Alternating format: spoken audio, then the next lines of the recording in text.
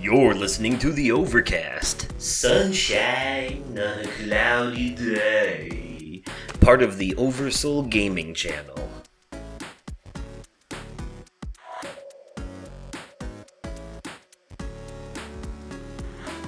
Hello there everyone and welcome to episode 4 of the Overcast. I am your host Justin Grove aka Oversoul, and I am joined once again by my good friend Nick Ludlow aka the Vaping Fiend, and it's not just as a guest this time, he is now the permanent co-host on this show, so you'll be hearing him every episode.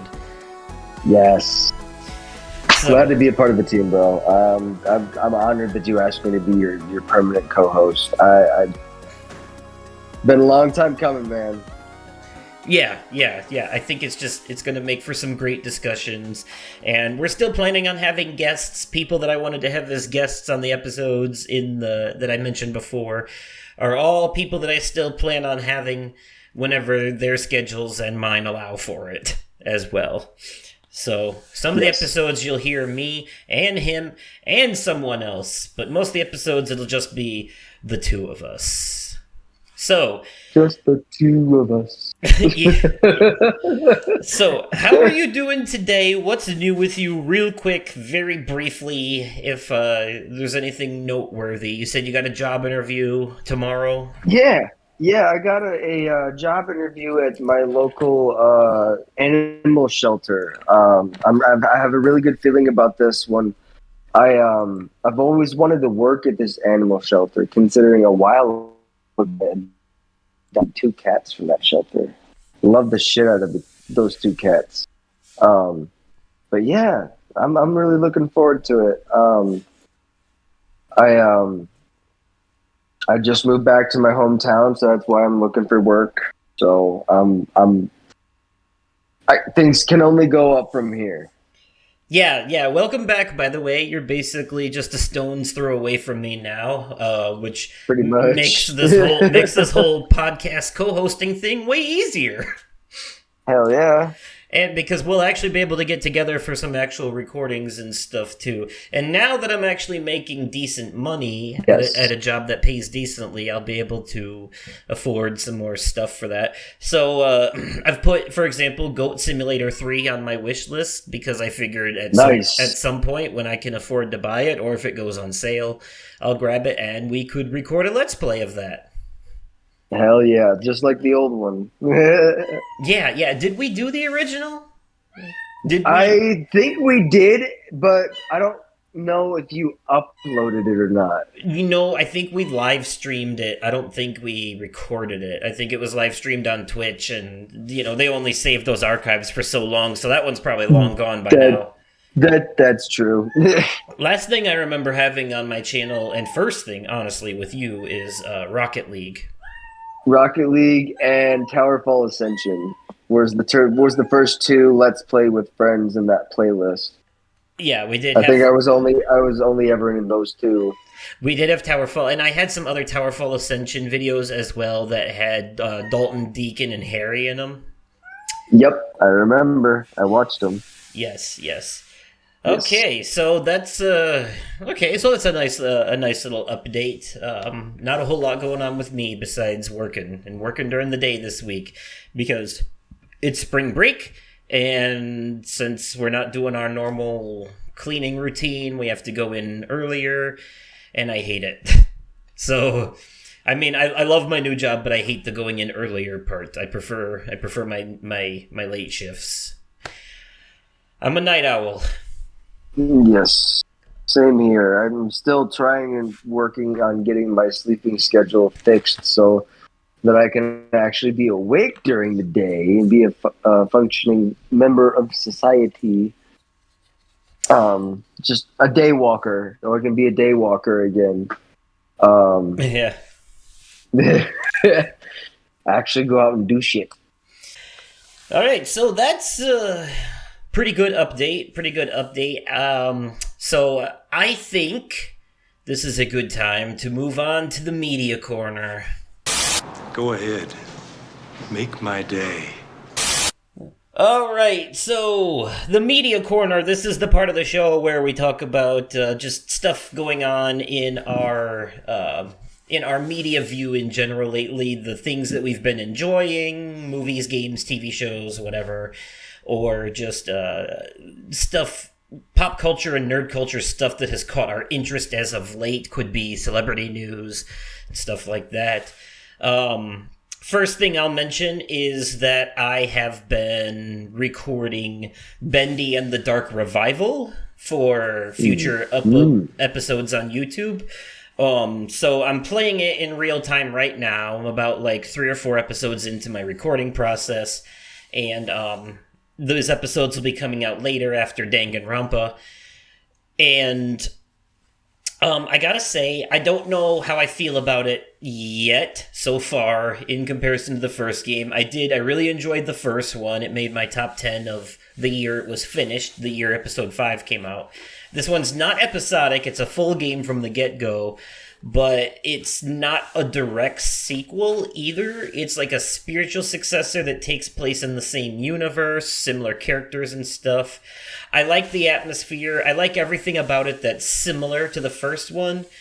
And I do like that this one kind of has like a more BioShock vibe to it in a way. Like, ooh, nice. In this one, you are one of the monsters, kind of like you were in BioShock 2. Instead of just being a regular everyday guy, you know, you start off as you're an animator named Audrey, but you get sucked into the ink machine and wake up in this cartoon world, basically this evil cartoon world. But you are also an ink monster now. Like, I think you've basically died and come back as an ink monster. But that doesn't mean that, you still have to fight off and get jump scared by the other ink monsters. You can fight. You can fight, though. There's some stealth in the beginning, but then eventually you get a pipe that you can bash them with. But when the ink demon shows up, you can't fight him. You have to hide. You have to run and hide from him. So gotcha. It's very similar to the first game in a lot of ways. You got puzzles, you got sneaking, you got combat. Mm-hmm. But it just... I can't quite place my finger on it, but there's something that the first game had that this one seems to be missing. And I don't know what it is, but there's like a feeling missing from it that keeps it from being as good as the original so far. Maybe it'll come into play later, but there's something... I'm struggling to put it into words exactly what it is, but there's just like a certain vibe that the first one gave that this one doesn't seem to have. There's like a... Okay. I don't know. I think it might be the air of mystery. I think the first one had more of an air of mystery to it, and this one kind of like shows its hand from the beginning. There's no mystery to solve here. It's just getting from point A to point B. You already know everything that's going on right from the beginning. So there's not like a it feels like you're moving forward more out of obligation and less out of infatuation, I guess you could say. Right. Speaking of BioShock though, I am excited to see what Netflix is going to do with the BioShock film. I'm just really hoping that they decide to get the game developer involved, like they did, like they did for The Last of Us. The Last of Us, the way the developers got involved with the Ratchet and Clank movie from 2016. Yes, yeah. Well, that was also a companion. That movie was a companion to the game, the reboot game that came out. Too. Yeah, I do remember that. And it was also so they could use the tagline, what was it? Play the game based on the movie based on the game. Yeah. Play the game based on the movie based on the game. Yep. So meta. Yes. The Last of Us was a fantastic show. By the way, anybody who had any love for the game and hasn't seen the show yet, definitely watch that. Even if you didn't play the game or don't know anything that happens in it, still watch that show because just a really, really good show. If you're looking for that, like, if say you were a fan of The Walking Dead, and after, like, 7 or 8 seasons, it started to feel drab to you. Maybe you were one of the people that was like, man, I love this show in the beginning, but I'm just not feeling it anymore. Like you fell off maybe after the time jump, or after they killed your favorite character or some shit like that. This show feels like the beginning of The Walking Dead, but maintains that level of entertainment and enjoyableness throughout the entire season. Like, it never slows down. And for fans of the game, it provides an opportunity, since you're not playing a character, you're watching them from a third-person perspective. It provides an opportunity to humanize other characters that didn't get much screen time in the game. So we're getting background story on characters that in the game we just meet them for like 15 minutes and then they disappear, but in the show they're getting an entire episode dedicated to them. Yeah. So that's now, while we're on the topic of different like HBO shows like The Last of Us, I have an unpopular opinion. Oh. I actually enjoyed the Scooby-Doo spinoff, Velma. I really enjoyed it. I went into it looking at it as a show all on its own instead of looking at it as a spinoff. And as long as I put my mind to it's a show all on its own, smooth sailing from there. It was good. I liked it. It was actually really fucking funny. I'm glad that somebody out there likes it, at least. I managed to make it 3 episodes in before I gave up, and I know a few people listening to this didn't make it much further. No. But the thing is, I tried to give it that same mindset. Like, it's hard not to draw comparisons when it's basically selling itself as being a Scooby-Doo IP, but like, especially because the character that's supposed to be Shaggy is anti-drugs. Yeah, that might have been like one of the spots for me where I raised an eyebrow and said, I don't know if I'm good. I can't tell if this show is being snarky or judgmental. Like, and that was the part where I had a problem. I love satire, but like, there's a way, like, there's like the reason I like current South Park is because it's satire and it's snark at the same time. Like, they're making fun of people, they're making fun of current events, but it's it's intelligent. The way it's written is smart. It's very smart. It is, for the most part. I mean, it's a little less smart when they start doing fart jokes, but like, but a lot of it is very cleverly written, and they earned their smugness, is what I'm gonna like. This I don't know. This show is like brand new. It felt maybe too smug. It's very... Maybe give it another shot at some point down the road. I mean, I can. I'm always open to that kind of thing, but I think my main problem with it is that the show is just mean-spirited. It feels like it hates everyone. It doesn't. Yeah. It doesn't. It's not like in the Family Guy style way of like equal opportunity offender. It's more like every single person that the show is supposed to be catering to is the same people that it raises the finger to. Like, and it makes me wonder who is it for? Who was this show made for besides the people who made it? Right. Like, I don't know, Velma's a bully. She's kind of an asshole in that show. Little bit, yep. Mm-hmm. It's hard to root for a protagonist that's a real shithead. Unless you're doing it... Yeah. Unless it's in like in a Sunny in Philadelphia kind of way, where you're not really rooting for them, but like you're not rooting for them, but the whole purpose of the show is that you're laughing at how stupid they are the whole time, and they always get their comeuppance.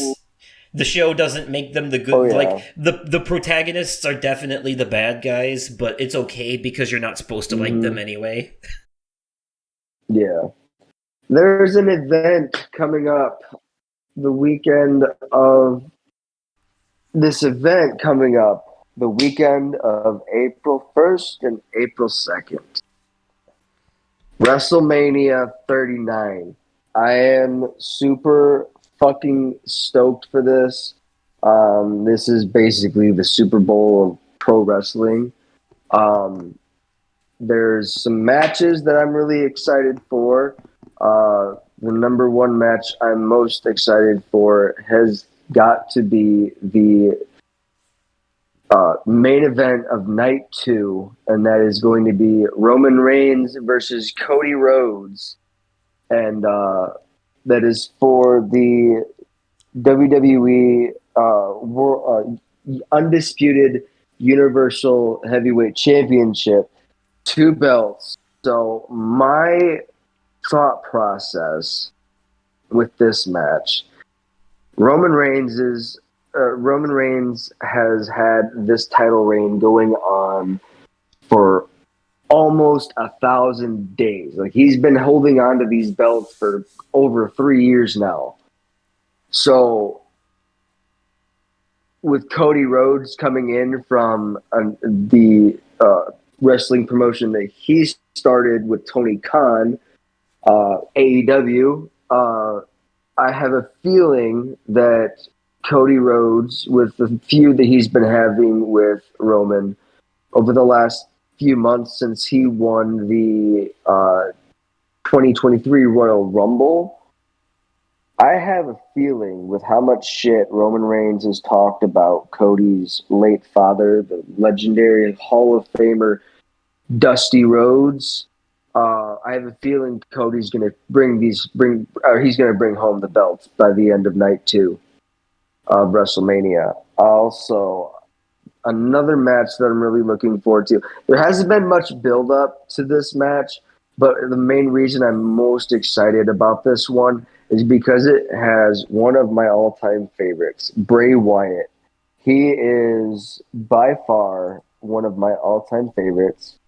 I wasn't really a fan of him when I first started watching, but then he kind of grew on me. And when he came out with the Fiend gimmick, that's when I really jumped onto the bandwagon for Bray Wyatt. I really, it was a really interesting character. It was like he had this whole like spin-off of almost like a demonic version of Mr. Rogers' Neighborhood. Like they called it the Firefly Funhouse, and he'd have like a split personality. He'd have the happy-go-lucky host of the Firefly Funhouse, and then you got this demonic other persona known as the Fiend, who is an unstoppable demon and has just destroys every opponent he faces, and it's fucking amazing. Nice. I have absolutely zero wrestling knowledge and therefore zero input on that topic. So that's all you, my man. That's all you. I'm genuinely excited for this week, this WrestleMania, because they're doing it in Hollywood, California. I'm really hoping that there's another storyline that was going on between Roman Reigns, his 2 cousins, and the whole other feud with Sami Zayn. And I'm really hoping that the return of the Great One is going to be a surprise at WrestleMania. Dwayne "The Rock" Johnson, Roman Reigns' cousin, comes in and puts a stop to his shit. That would be a huge WrestleMania moment, and I really hope that comes to fruition. They should pit The Rock against Vin Diesel so that they can finally get their differences out. Or kiss and make up, whichever comes first. Right. They've actually done stuff like that before. They've had different like celebrities come in and do matches at WrestleMania. So that would honestly not be a bad idea for that pay-per-view. Like modern. before they had Bad Bunny, who was a Latin hip hop artist. He actually put in the training work, and he actually had a tag team match at WrestleMania a few years ago. And social media superstar Logan Paul, he is currently under a WWE contract and is an active member on the roster. So he's bringing in all of his fans from his Impulsive podcast, from YouTube, and all those other platforms and shit. But he's brought in a lot of different new outside fans because of his popularity and what he's doing currently. I gotta love how all these YouTubers' podcasts are named things like Impulsive and Distractible and other ADHD words. Speaking of Bad Bunny was he was not for me, but he was the pre-order bonus for this game, and that game just so happens to be WWE 2K23. And so far, from what I have played, the gaming engine on it is the mechanics on it are just fucking amazing. They didn't really change too much from the last game, but all of the new people that they're bringing in to this game that weren't in the last I'm super happy with it. So I'm jumping backwards a little bit here, but you mentioned the BioShock movie on Netflix, which I also hope they do well, because it's either hit or miss with them on that stuff. But I mean, I'm a little more hopeful for video game based adaptations these days, because The Last of Us was good, and the first Sonic movie was good, and Detective Pikachu was good, but we've still had some misses out there. I know PJ. I enjoyed Uncharted. PJ really liked the Halo show, but a lot of people did not. And to each their own, but I'm just speaking in terms of success, like objectively here. That show was not successful. And same for like the Monster Hunter movie, apparently did not do well or whatnot. Or even if that was it, did that ever even come out? See, like, I don't even know if it ever, I'm not so sure it didn't get canceled, Right. I'd have to fact check that, but I hope the BioShock one is done well. But what I would really like to see, I think, if they want to do Andrew Ryan right, they need to get Evan Peters to play him, and it needs to be him reprising his role from season 5 of American Horror Story, where he played the ghost of that dead matriarch guy from that old serial killer from the 1940s or whatever. Because that would be the perfect Andrew Ryan. The season I'm talking about, the one with Lady Gaga and the vampires. The hotel. Yeah, Hotel. Hotel, yeah. Mm-hmm. Yeah, his character, the dead serial killer that Evan Peters played in that season, would be the perfect Andrew Ryan. Oh, absolutely. Yeah. Yeah. That I 100% think that would be the best. Now, there was a couple of movies I wanted to talk about real quick that I watched recently. I watched Megan. Megan was really good. I like that it kind of touched on how technology is evolving and how scary it can be. That movie is fucking amazing. It was also funny. It was also funny. It was. Oh, let's talk about Megan for a second, because that was that's one of those like horror comedy movies that I really, really enjoy.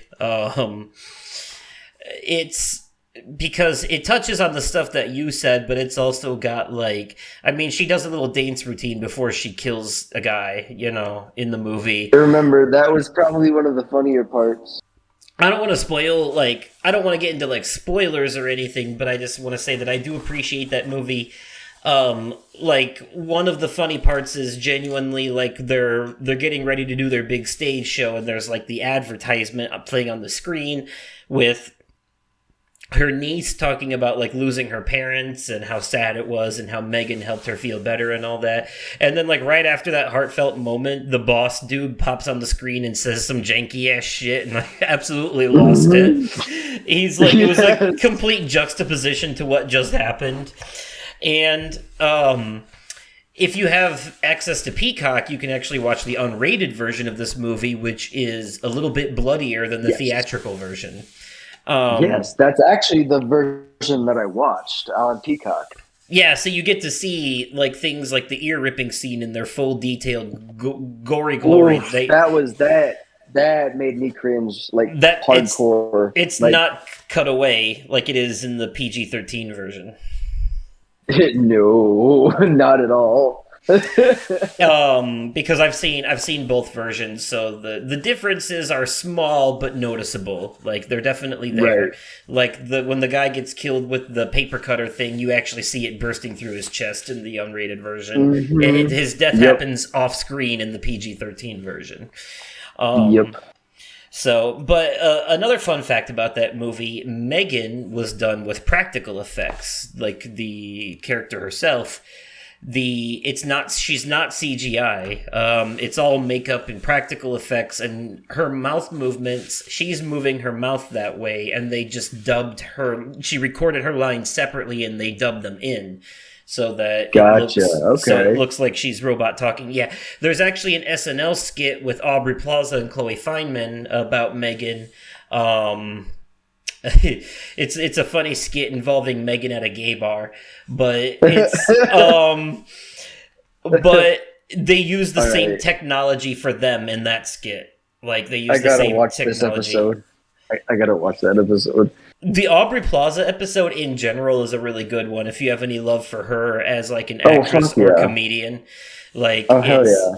You know, like because if you enjoy her character on Parks and Rec, then it's an episode you would like the whole episode of. That, and I would say she was in a couple movies that I really liked.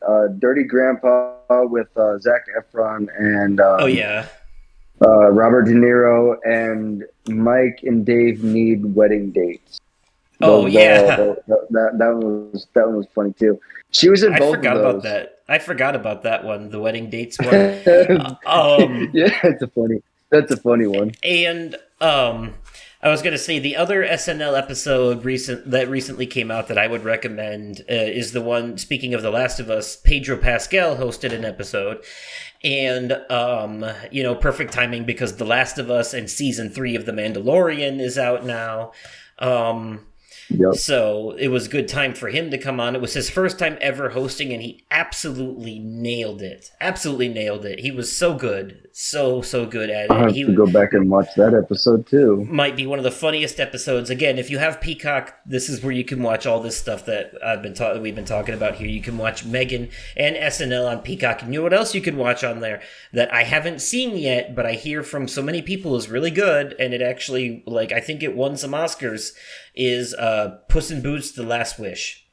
Was actually really good. I watched that with my daughter over the weekend. Okay, now I do believe that came out originally last year, so we can get more into depth about it in the topic part.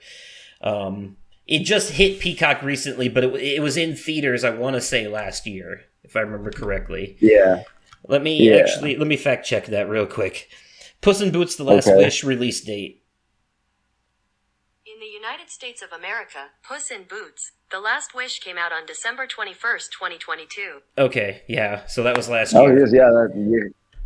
Okay, yep. So we'll save that for that one. There's one more movie I wanted to talk about, and it just so happens to be based on true events of a bear doing drugs. Oh, you watched Cocaine Bear. You watched Cocaine Bear? I did. It was actually really fucking funny. Okay. I was surprised as to how many, how fucking off the walls they did with it. But There was an actor in there that had died last year. Rest in peace, Ray Liotta. He was in it. He was probably like not, I wouldn't necessarily say one of the main characters, but he's a big name in the movie. But it was oh my god, a horror comedy, and I don't want to spoil anything, but I will say that it's not all true events. They exaggerated it a little bit. Oh, yeah, we knew that already. That was made pretty obvious from the fact that they turned it into a horror comedy. In reality, the bear, what happened was he ate the cocaine and died. That was basically the long and short of it, but that doesn't make for an interesting movie. So No, it doesn't. Nope. They gotta have the bear go on a murderous rampage, and that shit was fucking hilarious.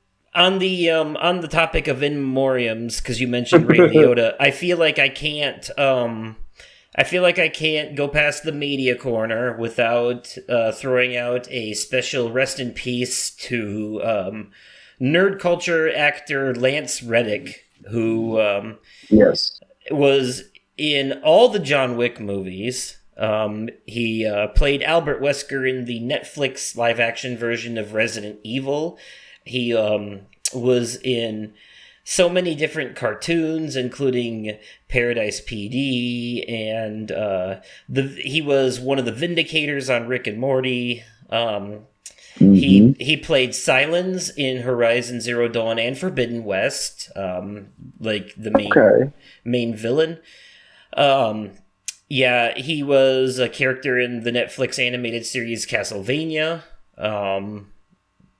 He's been in a lot. He was also on The Wire. He's known for that. And, of course, one of the big things is Destiny. He was a major character, Commander Zavala, in the Destiny franchise.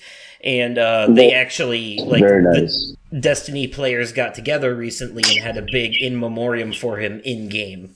So that was very nice to see as well. Yeah, he was on a couple episodes of The Blacklist and some stuff like that, but I basically covered his major roles. So sad to see him go. That's like he's pretty prolific in the stuff he's in. That's like losing like oh shit. Well, I guess the metaphor is kind of lost when I can't even remember the name of the person I'm trying to compare him to. Who is the dude that plays the president in Rick and Morty? I can't remember his name.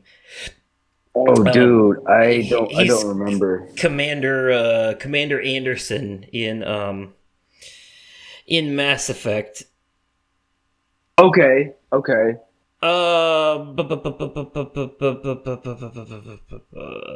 Keith David. Keith David. Okay. Keith David. That's who I'm thinking of. Losing Lance Reddick is like losing Keith David. You know, he's pretty big. Mm-hmm. You know, it's like losing like Nolan North or Troy Baker. You know, yeah, they got big voices. You know, if we ever lose Troy Baker, the entire video game industry is gonna collapse. That man plays a voice in like every video game in existence. All right, so anything else for you before we move on? Yes. One more thing. Now, Hogwarts Legacy, I will have to say, that game was fucking phenomenal. I played and beat the entire story in like 40 hours. I had put in a fucking work week to that thing, and the story was so well done. It's game of the year worthy. Without doubt. I will say that is a strong claim this early in the year, especially with some of the other stuff that's come out and yet to come out. Don't forget, we have the Resident Evil 4 remake this week. Oh. Yes. That's not going to win Game of the Year. Remakes never win Game of the Year, but still, I would just say. But no, like Hogwarts Legacy it's got to be a Game of the Year contender. I have to say that. Also, the one complaint I have about it is the story was way too short, and they could have done so much more with it. But all in all, I'd give it a 9.5 out of 10. As far as like ratings, but yes, definitely game of the year contender. Well, as Andy Samberg pretending to be Nicolas Cage on SNL used to say, that's high praise. Yes. Fuck yeah. High praise. High praise. Now, Seth, I'm off to my next adventure to have a three-way with the Declaration of Independence. That's high praise.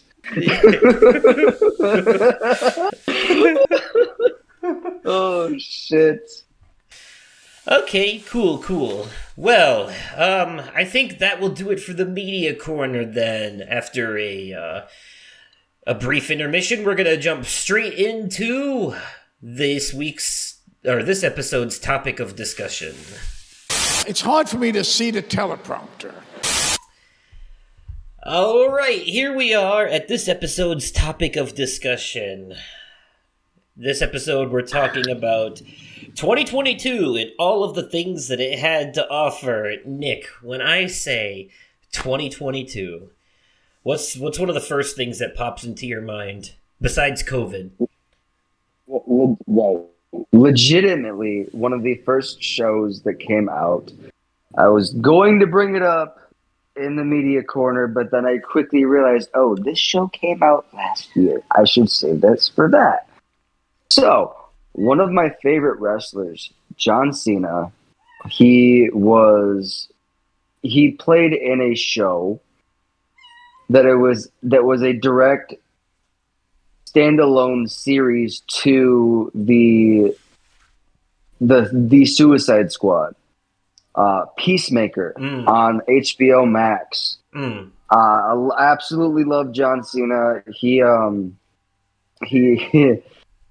that was a really good series. I really hope that they did renew it for a second season, but the second season should have like aired by now because last year it came out last year in January. So that was last year. Yeah, okay.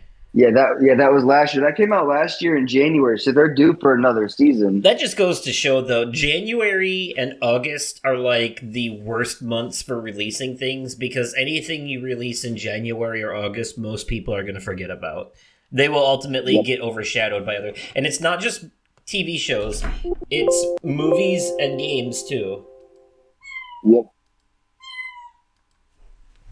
But I highly doubt anybody... Oh, just to touch on one thing. I highly doubt anybody's going to forget about Hogwarts Legacy. I'm just putting that out there.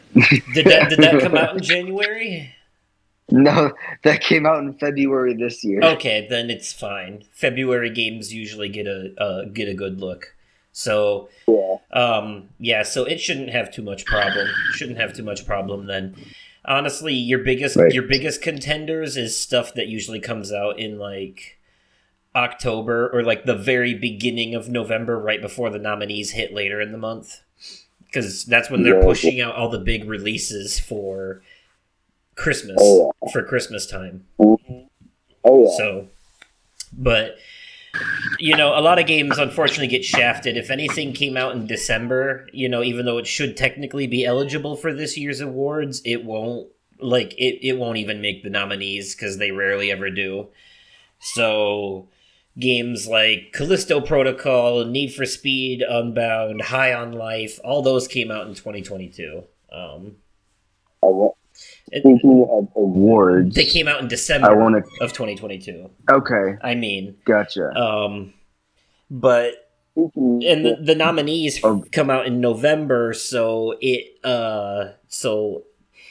they're supposed to be eligible for this year, just like me. Like for my top 10 list that I do every year, my cutoff point is the end of November, but that means games that come out in December are eligible for the next year's list. So I won't forget them. Like High on Life is one of the games I played from December, but it's eligible for my top 10 games list this year because of the cutoff point. So I try to keep it fair, make sure that stuff stays in there.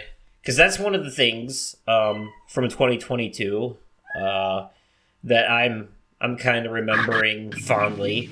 It's also one of my most recent 22 memories, but the game, High on Life, was free on Game Pass, and I played through it beginning to end twice, actually, because I also recorded the gameplay for my alternate channel. And, you know, I just enjoy that, like, Rick and Morty style comedy stuff. And, you know, it can't be... You know, like, obviously I have to address the elephant in the room and all the Justin Roiland controversy. Obviously, I'm not, I am not a fan of the stuff that he did. You know, I don't condone.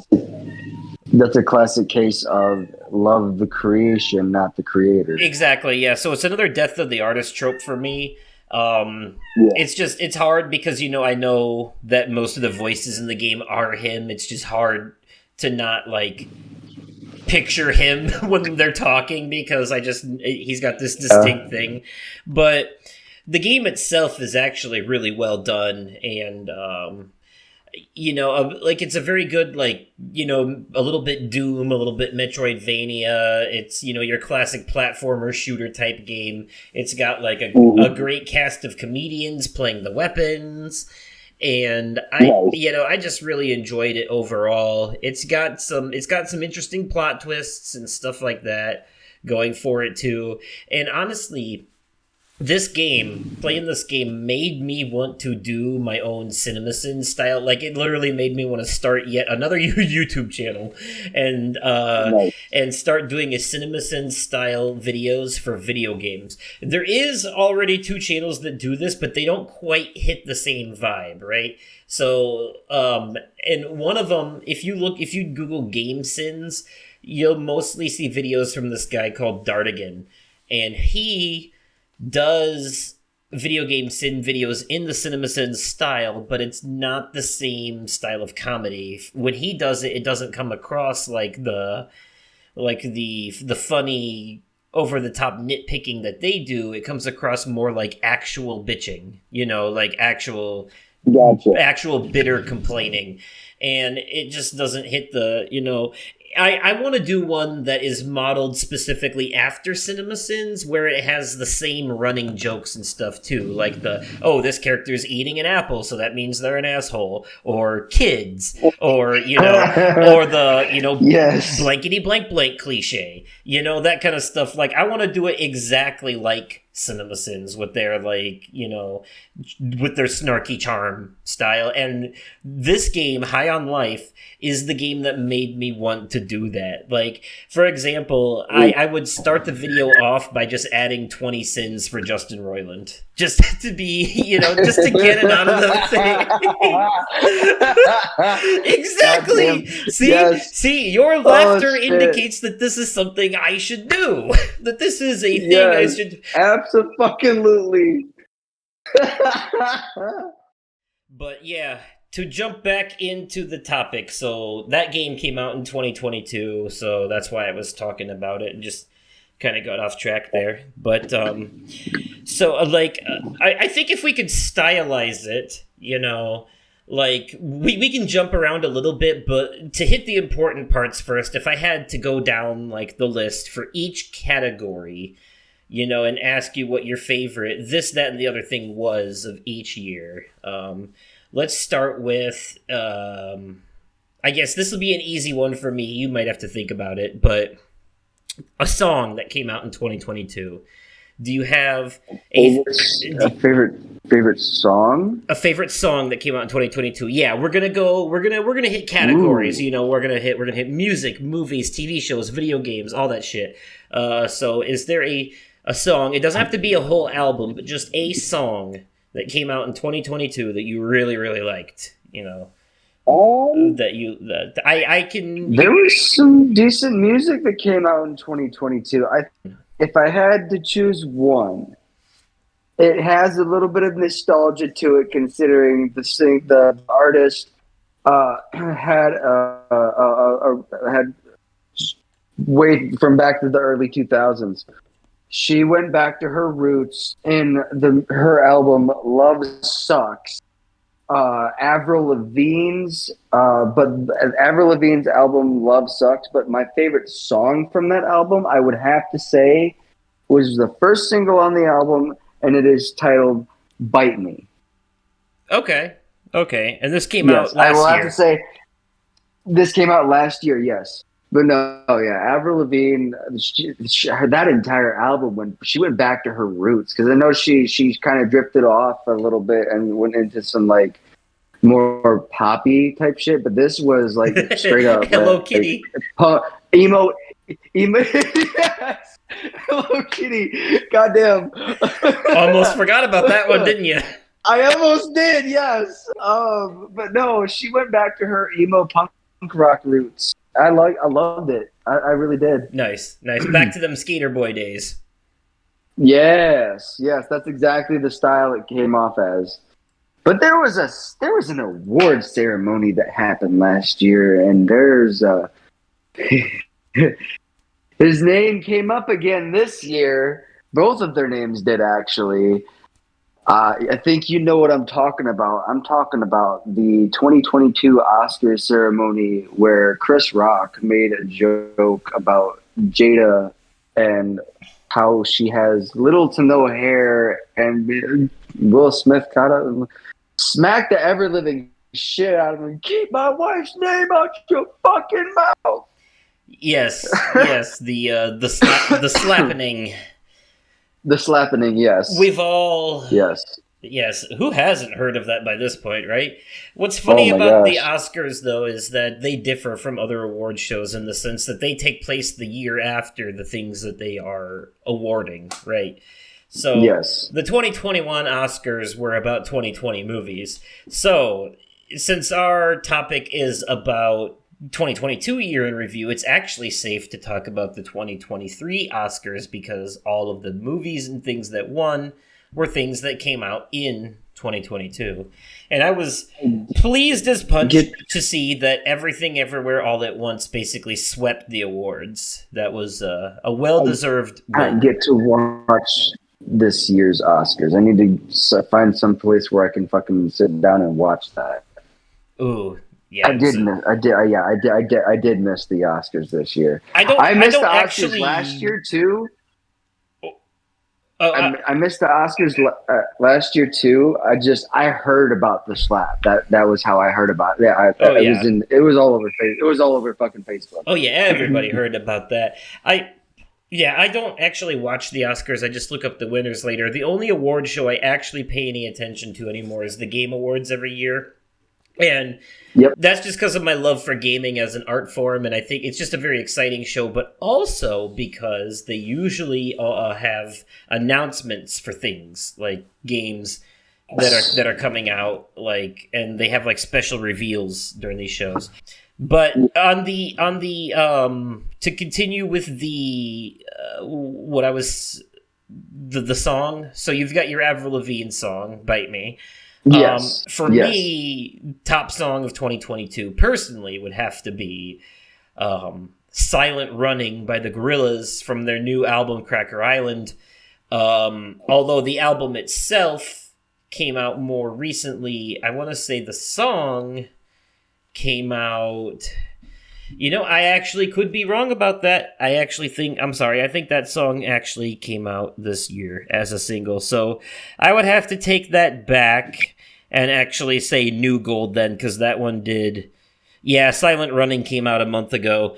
New Gold came out last year, though. That much I do know. So New Gold it is then. That would be there you go. my favorite song from 2022. There we go. Yeah, Silent Running will be in my 2023 review because I was gonna say that is a really good song. I put it up there with Melancholy Hill, like one of the best Gorillaz songs ever made. Nice, but can't get too deep into that one because I was wrong about the release. So New Gold, also a really good one. Just like I really enjoy the vibes of that one, and it's catchy and it's vibes, It's a great hangout song, a great relaxed time song. So very much so. That is that's gonna be my top song of 2022 is New Gold by the Gorillaz, and you've got Avril Lavigne. So, any runner-ups for you in that area? Like, Machine Gun Kelly did put out another album last year titled, it wasn't Tickets to My Downfall, because Tickets to My Downfall was the year before. I'm going to have to look this up real quick. Give me 1 second. Indeed. Machine Gun Kelly. This one was called Mainstream Sellout. And I will have to say, it's a toss-up between the song Maybe, because that song has, if I'm not mistaken, it's Machine Gun Kelly and Bring Me the Horizon. It's called Maybe. And then there's another one titled Emo Girl featuring Willow Smith, Will Smith's daughter. Okay. Yeah, those are it's a toss up between those two. Okay. Well, you know me, I'm always listening to the weird shit. So yeah, I've got my I've got my my runner-ups are usually, you know, stuff within that weird category. So last year was the year that Your Favorite Martian made a comeback. Yes. 2022. They made 2 sequels to the Orphan Tears song and rounded it out as a trilogy, which I thought was pretty clever. Then they just started doing a bunch of other songs and just putting out bangers in that kind of way. So I thought that was pretty cool. I will say, before we get too far off, we were talking about Machine Gun Kelly a second ago. There's a movie that he did last year that it's called Good Morning, but morning with a U, like you're mourning someone's death. Okay. It's a stoner flick. And I didn't watch it before I bought it. I just spent the money on it because I knew I was gonna like it because of the trailer, and I could not have been more happier with the way he did it. It's dumb comedy. It's fucking hilarious. It's right up there with my sense of humor. Okay. And Megan and his fiance Megan Fox is in it as well. Oh, really? Okay. Yes, she is. I did not know they were together. Yeah, but that makes sense. Yes. Sticking somewhat on the music topic, but also this will make a good segue as well. So last year in September, a little indie-ish horror game came out called In Sound Mind. That it's a pretty interesting little game that's got your it gives me classic PC horror game vibes, like Cry of Fear. You know, it's got that kind of janky platforming to it, but also it's got puzzle solving and a little bit of combat, resource management. You know, it's a very old school survival horror game, but without the bullshit tank controls and other nonsense like that. It's got it's in first person. It's like a modern horror game with old school horror game mechanics, and I really enjoyed it. It's like you're a psychiatrist who's diving into the minds of his different patients through these audio tapes, and each of the patients is the stuff that they deal with is represented by a ghost or monster in that level. A good example would be a girl who dealt with self-esteem issues. The first level you go to is a supermarket where she killed herself. There was, you find out through, context clues and notes that you pick up and stuff that her self-esteem issues brought on by mistreatment from her mother got to be too much, and one day she like saw herself in the mirror at a supermarket and freaked out, and she smashed the mirror and killed herself with it, and now her ghost haunts the supermarket. So you, as the mechanic, and when you're playing that level, you have like a mirror shard with you that like reveals hidden secrets, but also whenever the ghost girl shows up, in order to there's like a Medusa mechanic where you have to hold the mirror shard up and show her her own reflection in order to scare her away, and she stops chasing you. And there's just different ways to deal with the different, like each enemy is different. In the second level, it's kind of like Alan Wake, where you have to use light to fight off shadow monsters, and in the third level it's more actiony because the guy that you're dealing with has anger problems, so he's represented by a giant mechanical bullhead inside a train scrapyard, and you have to like shoot his eyes out as he's charging at you and stuff. You literally defeat him by feeding him pills at the end of his level. So you just deal with a lot of that, but each level has a vinyl record hidden in it that you can find and take back to your office and play it. You may remember seeing a clip from this in one of my reactions and highlights where I was super into the song that was playing, and there was like a cat. I do remember that, yeah. A talking cat, and I was like, oh, I'm pointing a gun at you and I shouldn't be, Yeah, yes. I remember that, yep. Mm-hmm. So the song that was playing at that point was called Me and the Boys. Okay. And it is probably one of my favorite songs from the soundtrack. All the songs from that soundtrack are great, but that one in particular, I don't know, just gives me like Gorillaz vibes, honestly. But it's by a band called The Living Tombstone, and they did the entire soundtrack for the game, and it just gives me like I don't know how to explain it. Like, each of their songs is different, because the one they do for the bull guy is like an angry rock song, and the one, Me and the Boys is the one that they do for the giant radio tower monster who was like a former military guy. It's all the songs are great. All the songs are beautiful and well done, and each one, if you listen to the songs that they wrote for each of those characters, it adds to their backstory. So I think this is one of those perfect examples. It's not even a rhythm game, it's just a horror game, but like I feel like the songs that are part of the soundtrack that you can find and listen to in-game are all adding context to the overall narrative of each of these characters that you're like helping resolve their issues and pass on and whatnot. And it's one of the reasons I really like that game, because it used music as part of the narrative,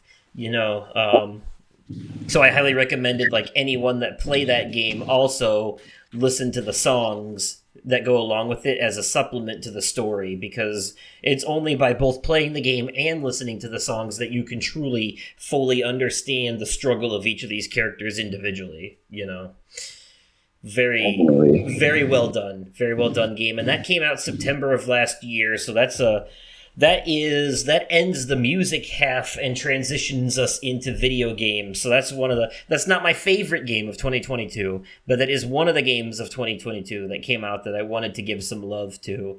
So, if I had to say my favorite 2022 game of the year was obviously God of War Ragnarok. No holds barred. Couldn't be. There's not even a competition for me. Like, I didn't play Elden Ring because it's not my kind of game, but so it was easily God of War Ragnarok. But also Plague Tale Requiem also came out last year, and Plague Tale Innocence was my game of the year when it came out. So, and God of War 2018 was my game of the year when it came out, so it was definitely going to be between those two regardless, Oh, yeah. Two sequels to two previous winners both came out this year. So Horizon Forbidden West also came out last year, but I'm currently still playing it, so it didn't even make my list because I didn't get far enough into it to really give it any love. So tell me about the games you played in 2022 that actually came out in 2022, and what was your favorite, your game of the year or whatever last year. I'd have to piggyback off of you, and this was already going to be my game of the year. But obviously, God of War Ragnarok, hands down. I have not beaten it yet, but it is definitely game of the year material. Nice. But there was one other game that I found myself playing quite frequently, and it came out in March last year, much like this year's came out this month. It is WWE 2K22. 2K22. Now, did that actually come out last year, or did it come out Yes. at the end of the Yes, it previous did. year? Because I know a lot of those sports games, like, they will release the next year's title at the end of the year before. So, like, at the end of 2021, they'll put 2022 out. At the end of 2022, they'll put 2023 out. That's how they do it a lot with those sports games. They actually kind of fucked up a little bit because usually, yes, originally those games were coming out in October the year prior. But what they did is when they released WWE 2K20, they released it too soon. And there was so much wrong with the game that there was a bunch of people from 2K that left the company because of the failed product. And that's like WWE is one of their biggest contracts. The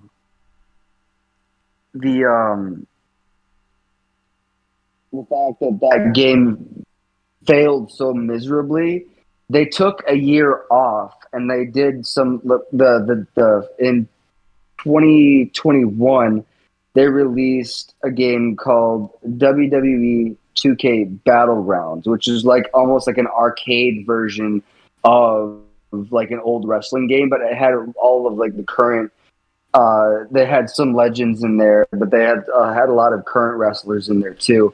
And that was an absolute, like, I could even go as far as like skipping completely over that game and completely forgetting that it exists. It was so bad. But that is why they took their time with WWE 2K22, and they actually released it in March last year. So it kind of worked itself out in a way, but there's only a few complaints I have about 2K22. Is one, the DLCs came out way too like back to back ish, and they could have stretched it out a little further as far as the release. They released like one, maybe two DLC packs over the course of maybe 3 or 4 months, and then it was done. But that and the god awful card game that nobody asked for to be put in that game. Okay. I mean, with video games, I could easily just kind of like sit here and go down my top 10 list for the year, and I'm not going to do that because and be here all night. But like, definitely I don't have a list per se, but those are two of the biggest ones. There's definitely some standouts for me though that like I feel like they just didn't get enough love themselves. Like just some underrated gems. Like there was an exclusive game on Xbox called As Dusk Falls that was a really good like choice-based narrative one that came out on Game Pass. Then there was a game that came out on multiple platforms called Road 96 that also had like a choice-based thing, but it had like a also like a little bit of a roguelike element, a little bit of a survival thing. It's hard to explain, but it's like procedurally generated in the way that like every time you play the story, you play as a different teenager trying to cross the border, and whether or not you make it, the story goes on, you know, with a new teenager. And it has a lot to say, and I think it was very well done. And like Final Fantasy did something experimental last year with Final Fantasy Origins Stranger of Paradise, kind of like a reboot / sequel / prequel to the original Final Fantasy game. I don't really know what they're doing. There's like a interdimensional thing. But yeah, so like those were just like a couple of standouts for me from last year. You know, you mentioned God of War Ragnarok in your wrestling game. Any other games that came out in 2022 that you really, you know, didn't Goat Simulator 3 come out last year? It did. Yes, that was one. Okay, yep. Goat Simulator 3. The sequel technically prequel to the first one because they completely fucking skipped over Goat Simulator 2. They did so much with this game, so much more than the last one, and I could not be happier. Like, it's... You can fucking drive around in a fucking car as a goat, and like when you blow shit up, you stay on fire for a few minutes and you can headbutt and it'll shoot fireballs and shit. Like, one of the other cool things in the game is like if you're driving around or you just decide you want to headbutt one of the electric car chargers, it'll zap you, and if there's a car attached to that said charger, or you headbutt a car that's attached to an electric car charger, there's like nobody in the car, but the car will fucking it'll charge itself up and it will like drive itself off into whatever building or whatever body of water it's near. It's fucking amazing. That is pretty hilarious. Yeah, those games are just chaotic fun. I'm looking forward to finally giving it a try. I haven't had a chance to try it yet, but when I do, you'll be one of the first people to know, because I think you and I will be recording a Let's Play of that one. Absolutely, yes we will. So that'll be something for people to look forward to in the near future. So, well, that's video games. Let's talk movies of 2022. There were a lot of them, and it was a really good year for horror movies. In fact, I would say it was a good movie. It was a good year for in a way for Disney movies too. Yeah, there were some decent Disney movies. There were some good. We had, our usual Marvel stuff. So, I'll obviously have to bring up some of that. Yes. I will be saying, okay, so what did we get last year? We get three MCU movies a year. So we had Thor: Love and Thunder, we had Multiverse of Madness, and we had Wakanda Forever. All right. Yes. Easily out of the three of those, the best one was clearly Doctor Strange, Multiverse of Madness.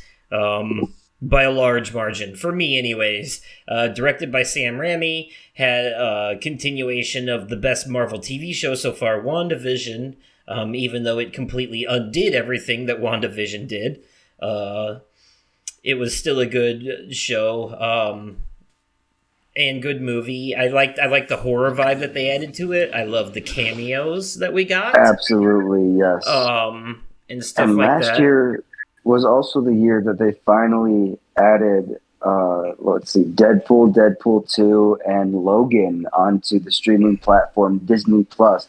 That's a first for Disney Plus because all three of those are R-rated films. They also added all the Netflix shows and kept them completely intact as well. And let's not forget that very soon we are getting, I think it's maybe next year, we're getting a Daredevil show on Disney Plus. Awesome. So, and it's going to be R-rated. It's going to be, TVMA or whatever, just like the Netflix shows. Right. And it's going to be, they planted the seeds for it in the She-Hulk show, which I'm going to talk about more in the TV show stuff, but like he makes several appearances in that show, and that's where they plant the seeds for that. So, but yeah, still on the Marvel movies topic, Multiverse of Madness, fantastic. Wakanda Forever was okay. Really good stuff with the Chadwick Boseman stuff. Pretty good, solid movie for the most part. I enjoyed the Ironheart stuff that they added in. I like the stuff they're setting up. I always love seeing Martin Freeman as CIA agent Ross. I love the Madam Hydra stuff that they threw in to hint towards the Thunderbolt stuff that's coming in the future. Good to see Julia Louis-Dreyfus is still getting work. And, but of course, I did have a couple issues with that movie. The biggest one being that some of the scenes are really dark, and when I say dark, I don't mean like tone-wise. I mean visually, they're just really hard to see. It's like that one Game of Thrones episode from season 8 that everyone complained about. It's literally like impossible to tell what's going on because it's just too dark. It's just way too dark, visually dark, and hard to see. Gotcha. But, like, I did like the stuff, and I like, we got our first official mutant and use of the word mutant in the MCU with this movie as well, in the villain Namor. So, that was a nice little touch as well. We're just getting closer and closer to getting Wolverine and Deadpool in the MCU because Deadpool 3... cannot fucking wait. Deadpool 3 is going to be an MCU movie. Yes. Yes, it is. So they're just hinting more and more at the the X-Men stuff with different things. And so I like the little nods to that. And then, of course, I think most people would agree the worst MCU movie to come out this year was Thor: Love and Thunder, which, hey, no problem for anyone who actually liked it. I liked parts of it, but the movie is like... it embodies the word cringe through a good portion of its runtime. I will say the one scene that I really enjoyed, I'm gonna show off a little bit of my flamboyant side for a second. I really enjoyed the scene where Thor's ass was on display for everyone to see. But the one part about that scene that was really fucking cringy was the fact that the tone of Zeus's voice. That threw me the fuck off. I did not like Russell Crowe's Zeus in that movie at all. No, not very. What it reminded horrendous. me of is like in the third Pirates movie when they're all sitting around. You're laughing. You're already laughing because you already know where I'm going. Yes, when they're all having that meeting at the Pirates Cove or whatever, and like Elizabeth is the new king of pirates, and she gives that rousing speech about war, and like the one dude that had the other guy talking for him the whole time finally stands up and says something, and he's like, "And so we shall go to war." Yes, absolutely. That's exactly what that reminded me of. Holy shit! I was just not expecting. Okay, so like Russell Crowe is this big, gruff, manly man. He's got like a manly man's man beard, and he was in these big, tough, manly man movies like Gladiator. And he comes in playing big, manly man god Zeus, and he decides to use the voice of a newborn puppy. It doesn't make any sense to me. Right. I was expecting other fucking voice. He's fucking Zeus. His voice is supposed to boom like thunder, like I am Zeus, and he comes in like, "Today we shall have a meeting." Yes. It was fucking horrendous. Let's just say that. It didn't make any sense to me, and I think the screaming goats joke for me was already played out the year that it came out. I lost my shit. They just did it too much. I guess if they want to make a reference to a dead joke from 2016 several years in the future, fine. But like, sure, why not? But they didn't have to do it like 14 goddamn times throughout the entire movie. That just got to be too much after a while. I lost it every time. I lost it every fucking time. Oh shit! And also when Axel or Astrid or Axel, when they're doing like the communication thing and their head is like floating and Thor is talking to them, it's just really bad CGI at that part. That part CGI is really bad. Yes. Also, I thought in Thor Ragnarok the whole Matt Damon thing like was pretty funny, where they're like reprising what happened in the previous movie, but then see that's the problem, is that like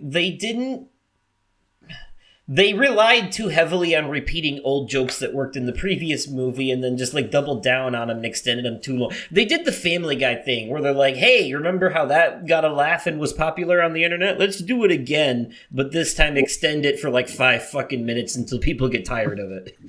Yeah, They did that, like, Family Guy had that whole, like, Willy Wonka bit where Peter runs home and he falls down and hurts his knee and he goes, ah, and it's, like, it's funny the first time you see it, but then they do it again, like, 17 times in, like, 14 different episodes, and there's one episode where it goes on for, like, fucking 3.5 minutes way too long, That was the entire portion of, like, maybe, and then it does it from the time it comes back from a commercial, and then it does it the entire way to the commercial. Yes, or like the time where they needed to kill time, so they just put on an entire Conway Twitty song, like the entire fucking song. Oh my god, I couldn't fucking stand that shit. I almost turned that episode off, bro. I'm not even kidding. I'm glad I watched it back on Hulu because I fast forwarded through that shit.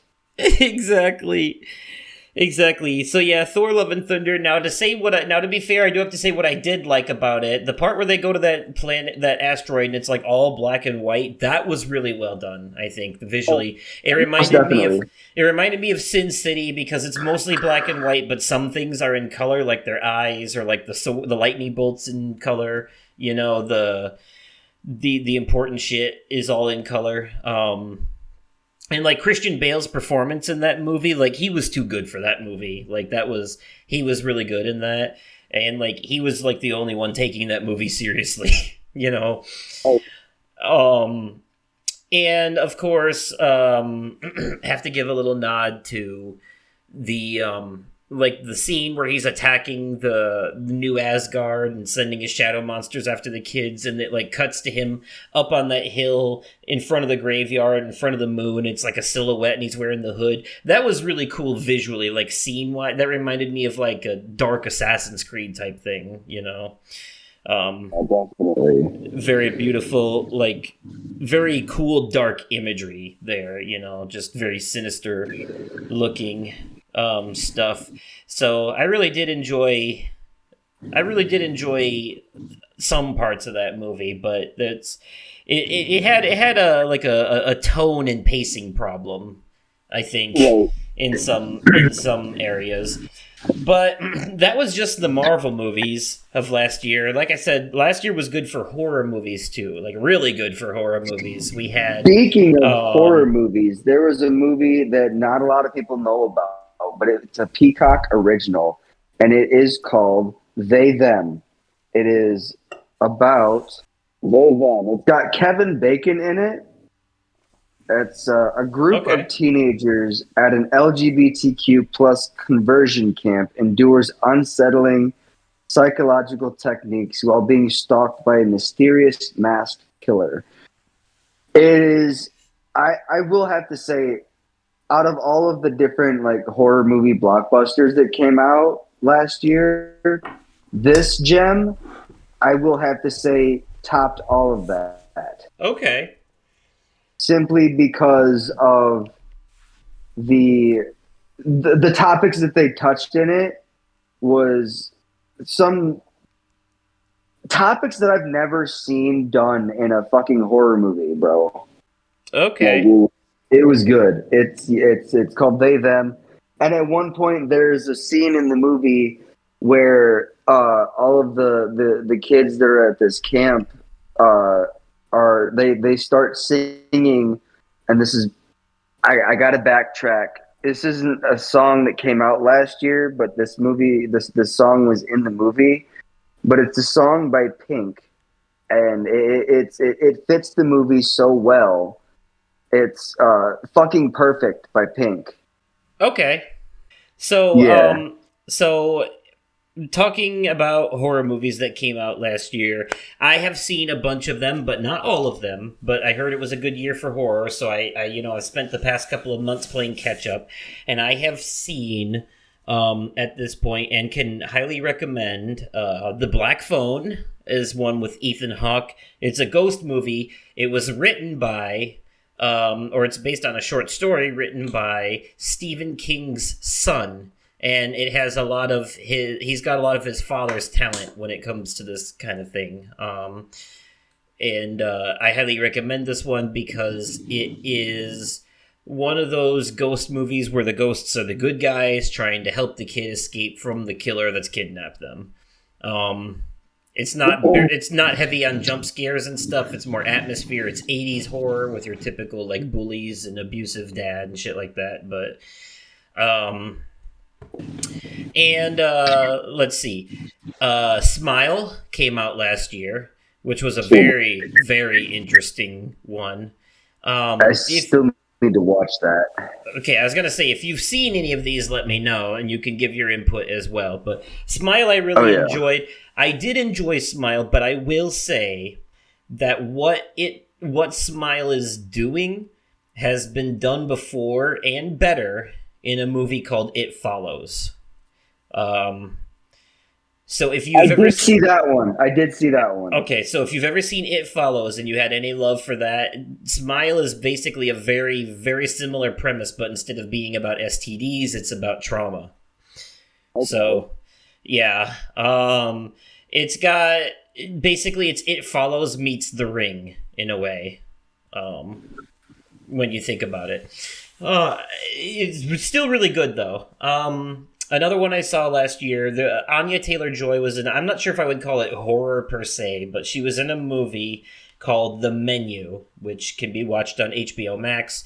It is I would call it a highbrow satire of a certain type of culture of rich people. It's one of those eat the rich type movies. It's a dark comedy about food snobs is the best way to put it. Okay. They get invited to this like very hoity-toity,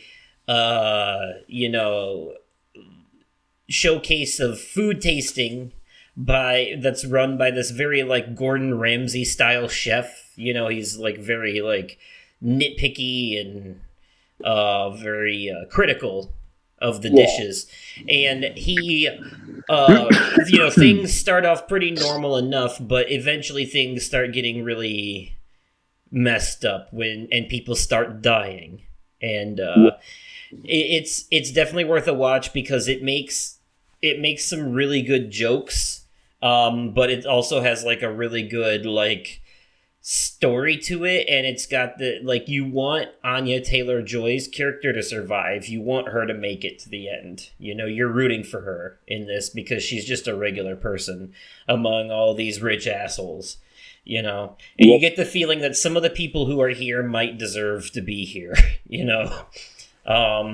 as you're watching it. So it's just kind of fun to watch these people rip themselves and each other apart. So The Menu, that's another good one. And another horror comedy that came out last year is Bodies, Bodies, Bodies with Pete Davidson. Okay. That's another good one. That one is making fun of like millennials and TikTok culture. And I would also say it's another Eat the Rich movie because all the characters in this movie are like spoiled rich Nepo babies, They're like, they were born with a silver spoon up their ass. So they're, but they're like, they're playing, like Pete Davidson is like our age, but in this he's playing like younger, These rich kids are all, hanging out, doing drugs, getting drunk, and they're playing a game called Bodies, Bodies, Bodies, where, somebody pretends to be dead and then they have to guess who quote unquote killed them. It's like Werewolf, the card game Werewolf. But then real bodies start showing up and it becomes a real murder mystery. But it's got an air of comedy to it too, because it's like, millennial culture, they're like arguing things like, can you stop, you're triggering me and shit like that, So they do, There was another horror movie that came out last year, and I was actually, I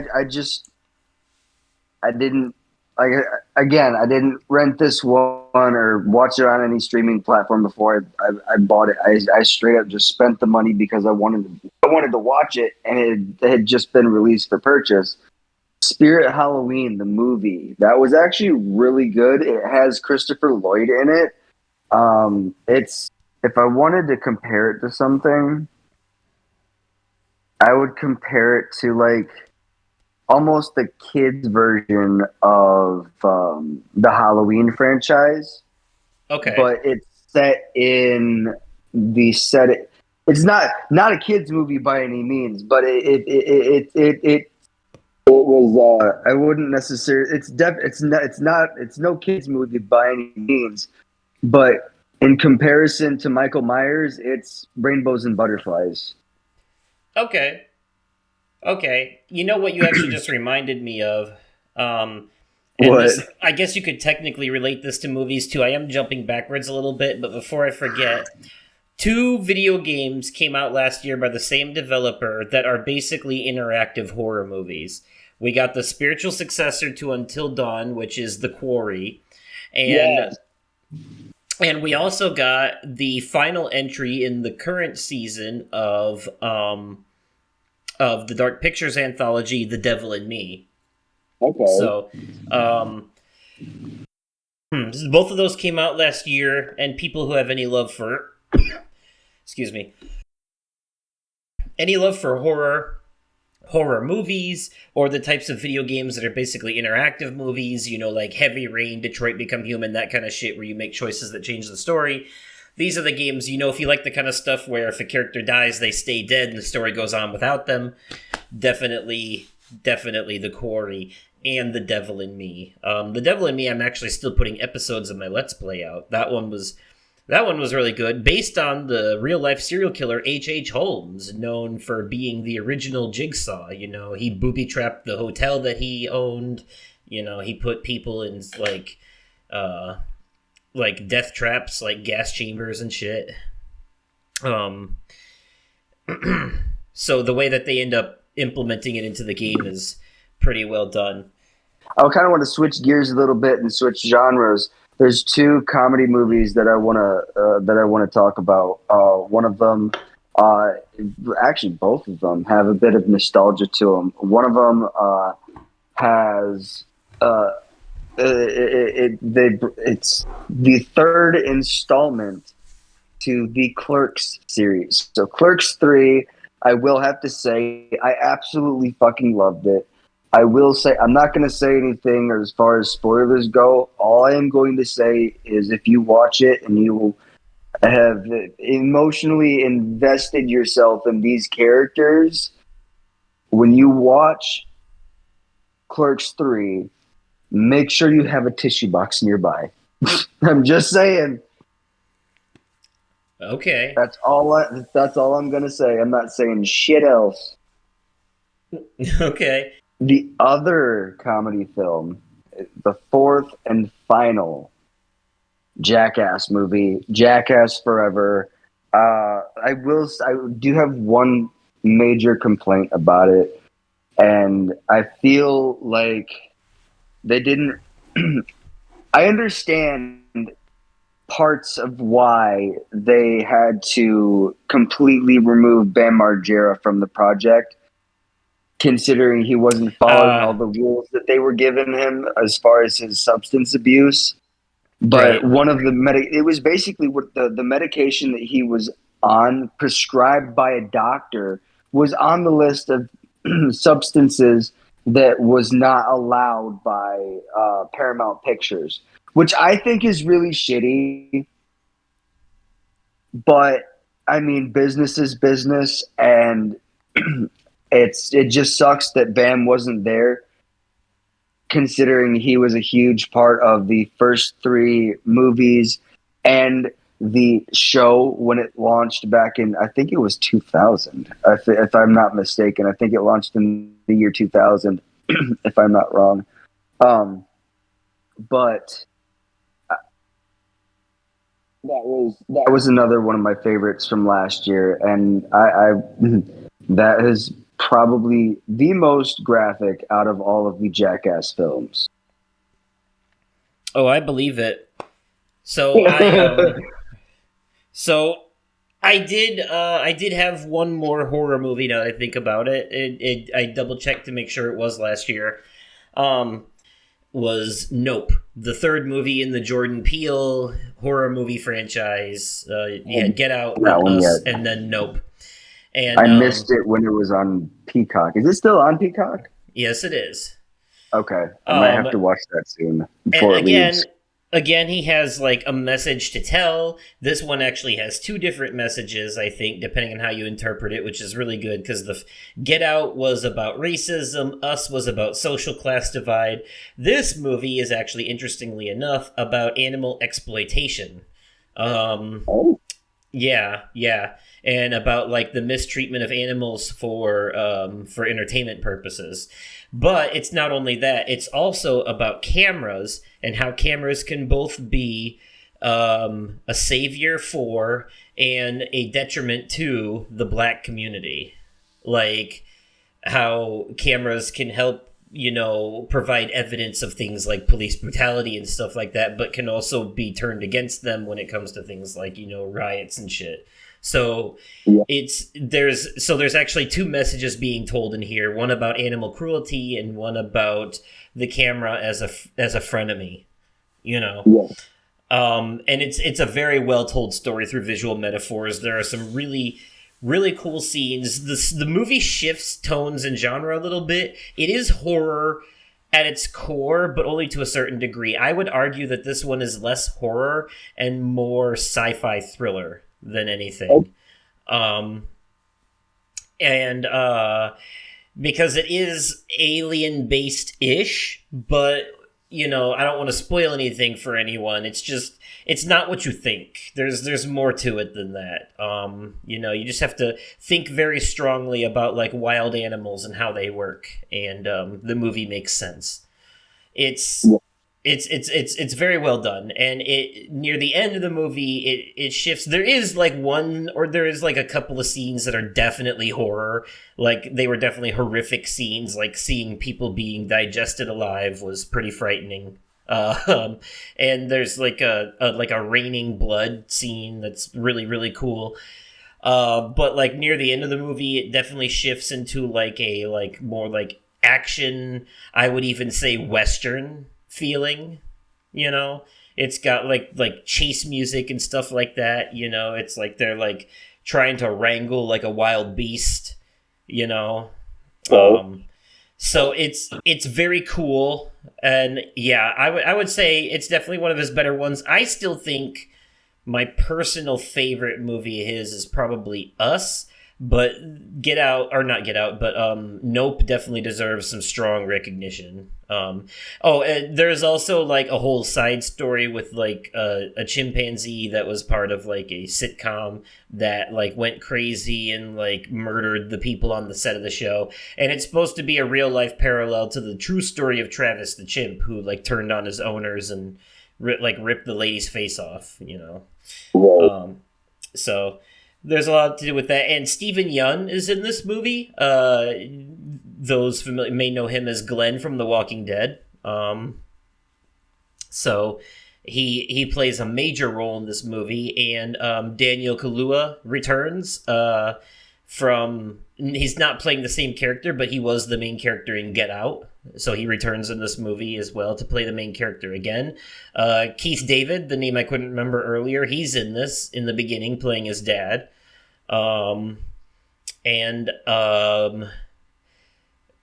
There is Keke Palmer is in this as well as the sister. I thought that was really good. There was a few things that came out last year. I didn't see Top Gun Maverick, but a lot of people did, and I know that was nostalgic for them, and I'm sure they enjoyed it. I heard a lot of people enjoy it. I mean, it was nominated for Best Picture, but to be fair, so was Avatar 2, so the bar was kind of low this year. Right, yeah, no, I did not see Top Gun Maverick. I did not. Now, I did see Avatar 2, and I will admit... How was that? I did not see that one.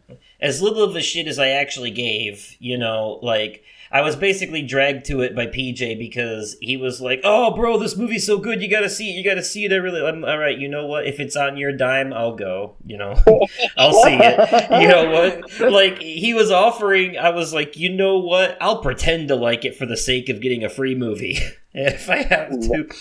But, no, I was honest with my thoughts about it, but I didn't hate it, but I didn't love it. Like, So, like, the first movie was impressive to me because it was a new thing with, like, the digital 3D technology, and, like, it was just, that movie was kind of ahead of its time visually, but it wasn't doing anything new story-wise. You know, it was just Pocahontas with blue aliens.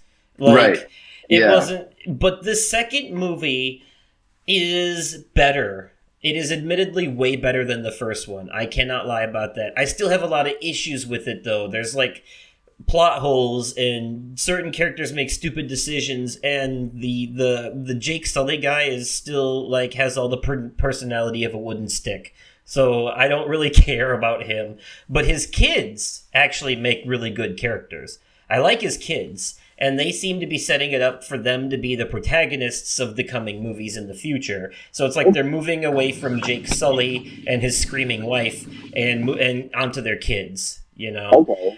And, like, I don't mean anything bad. Like, I love Zoe Saldana. She's great as Gamora, and she's great in everything she's in, but, like, her character in the Avatar movie, they did her dirty in the second movie. Most of her dialogue just boils down to her crying and screaming about different things. It was not fair at all. Like, she's a much better actress than that. Like, she deserves better dialogue than that bullshit that they watered her down to in that movie. It's a great visual feast, but I will say, like, when they do the final showdown, like the big battle scene and all that, man, it's like half of it is literally just Titanic again. Like, James Cameron is just like the entire, like, it's like a James Cameron showcase of all of his talents. Like, look at the things I can do. It's, you know, and like their final battle literally takes place on a big sinking ship. Like, it's yeah, it feels very Titanic-y at that point. It feels like a James Cameron grab bag of greatest hits. But this movie, the underwater scenes are really beautiful and really well done, and I would say far superior to the underwater scenes of Wakanda Forever.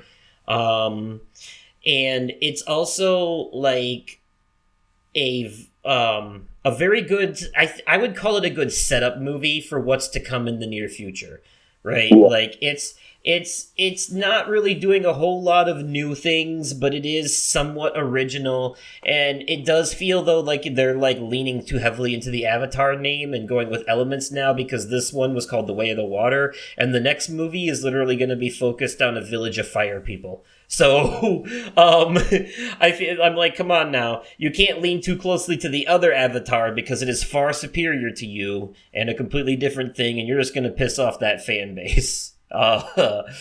You know, of course, I'm talking about the animated series on Nickelodeon, which is a really good series.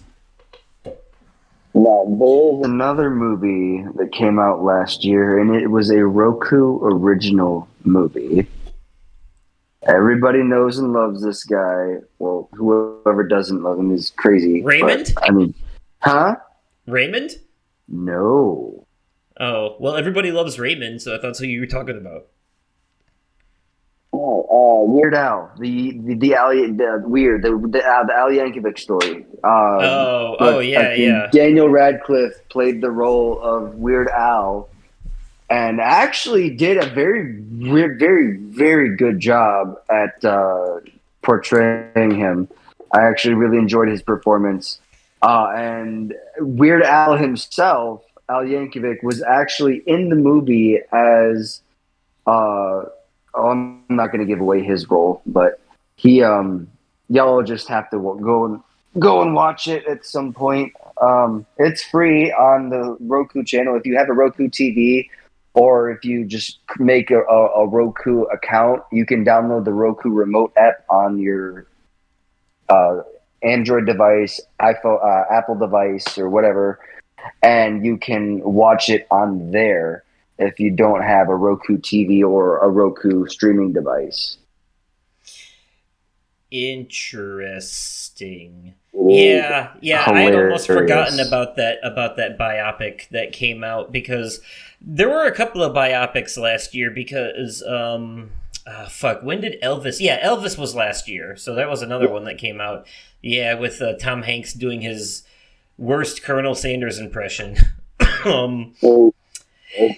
But yeah, Daniel Radcliffe playing Weird Al, so he went from playing Harry Potter to playing Harry Pothead after all. Yes. Yeah.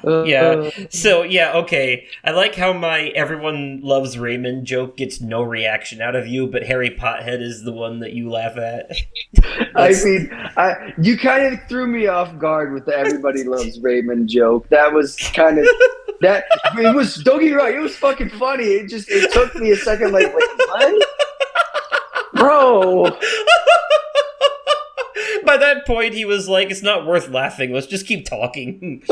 Right. Oh my god. Oh shit. This makes me think that I should just do like all of my Let's Plays with a guest from now on, so it's like the Game Grumps. Yeah. So as far as animated movies go, last year was it was kind of controversial. But if you look at it as a movie all on its own, and actually if you look at it like this, it's Disney and Pixar's Lightyear with Chris Evans as the role of Buzz Lightyear. If you look at it like this, it's not as bad as a lot of people make it out to be. Look at it as the movie that Andy went to go see in the first movie to get really excited about the toy that he got for his birthday. That's the movie Andy saw in theaters. It's the game based on the movie based on the game. Yeah, that. See the movie based on the toy, based on the movie. Yeah, no. See the movie based on the toy, based on the movie, based on the movie. Yes. Yeah.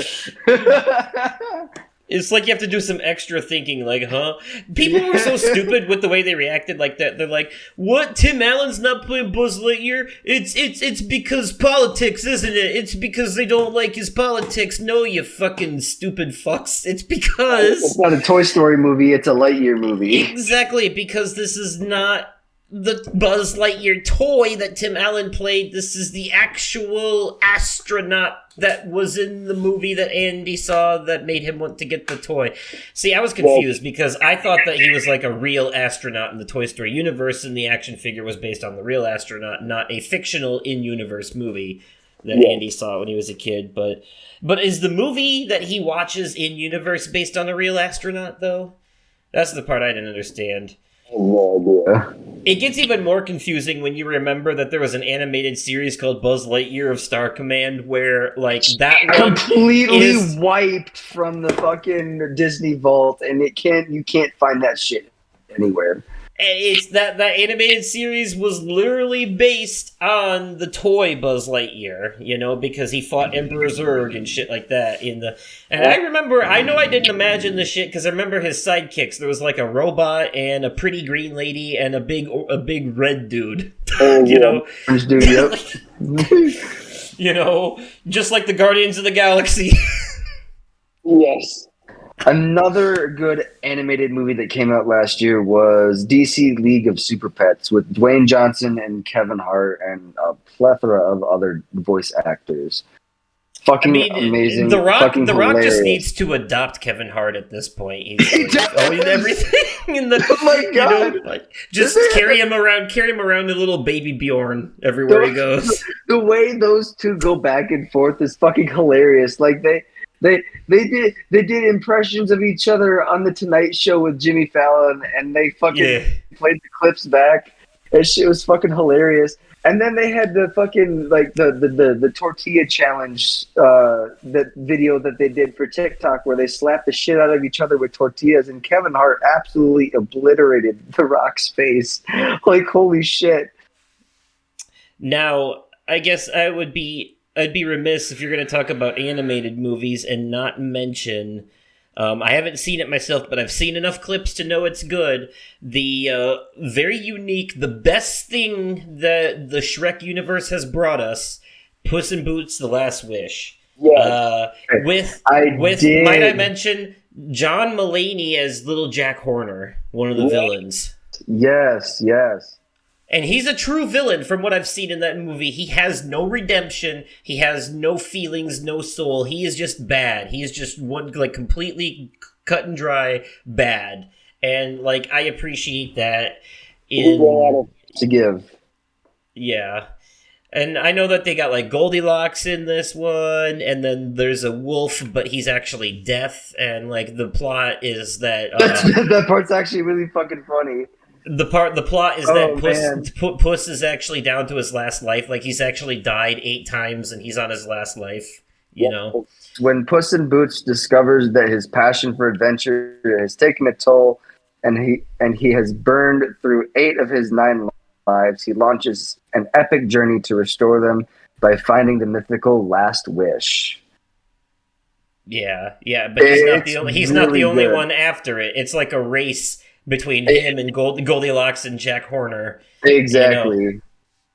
And let's see, we also got Salma Hayek in it too as Kitty Softpaws. Which this is I want to say this is a canonical continuation of the Puss in Boots side stories because she was actually introduced in the first Puss in Boots movie. Puss in Boots. What? You said Puss in. Oh my god! Dude, I just said. There's a lake in my boot. Yes. Oh man. Shit! That's wrong. But no, Pussycat in Butalas. So this is actually like a. It's not just a spin-off. It takes place in the Shrek movie universe, and it's like a direct sequel, or maybe even a threequel, I want to say, to the original Puss in Boots movie that introduced Kitty Softpaws originally. I'm not gonna say any names, but I will say that there are some characters from the Shrek movies that made cameos in this one. Oh, that's good. That's good. I also noticed from the trailer that one cat who covers her mouth and goes "oh" is back in this one too, because like that was some shit they introduced in the first Puss in Boots movie. Yeah. Oh yeah. I noticed that the animation style is different in this one though. They're going for kind of like a cel shaded, almost comic book thing. It reminds me of the Into the Spider-Verse movie, the Miles Morales one. Kind of. It's not like that through the entire film though. Okay, just certain scenes, I see. Yeah. Is because I was gonna say, is any of it like animated like the original Shrek movies? Like Absolutely. Okay, so it's just certain parts that are in that like interesting style. Okay. Yes. Yeah, that's like yeah, I've been meaning to watch that. I noticed that it's on, I want to say Peacock right now, so it's on Peacock right now as we speak. Yep, so that's a good place to watch it. But now I say it's time to get to like the best movie of 2022 for me anyway was Everything Everywhere All at Once. Didn't that win like Film of the Year? Yes, it won the Oscar for Best Movie as well as several other Oscars. Jamie Lee Curtis took home an award. The director took home an award. A lot of good stuff there.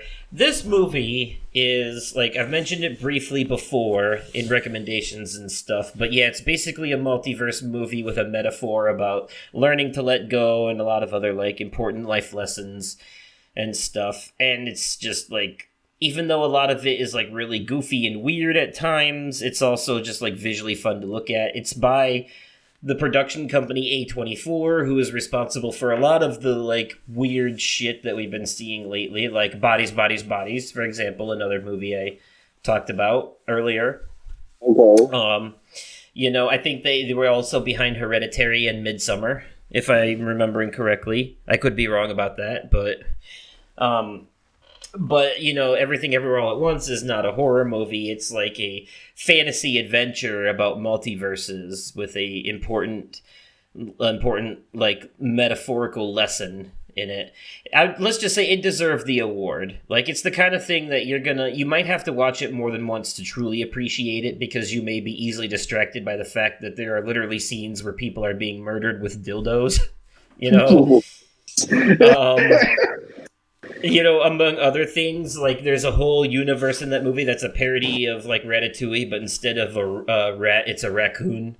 Like, and some of that stuff is gonna stick out at first, like, what the fuck are they doing? This movie's weird. But if you really sit there and think about it, like, really think about it, you'll get it eventually. You'll understand what they're going for. You'll figure it out.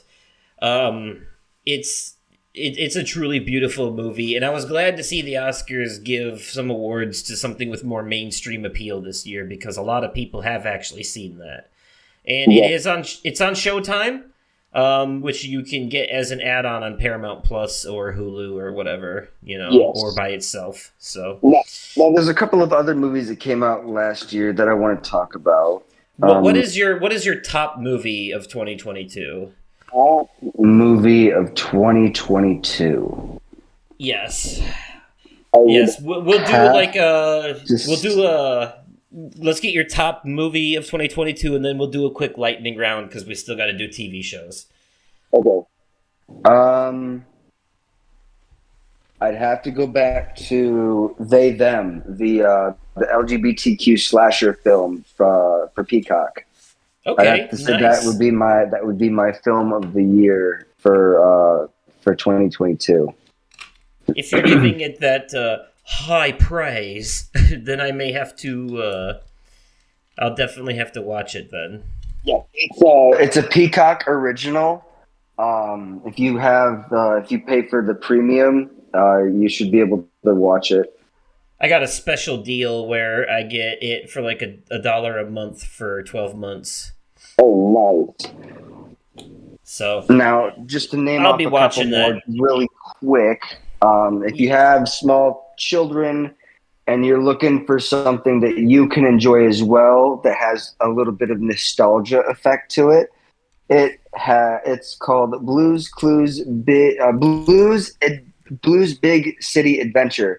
It has all of the original hosts from all the way back to Steve in the green shirt. He makes an appearance. Joe makes an appearance, and then we have Josh, the new one that's doing the show right now. That I did get a lot of nostalgia from, simply because Steve was in it. Okay. Another one, if I'd be we'd be amiss if we didn't talk about this one, but Sonic the Hedgehog 2. That was last year. Okay. Was.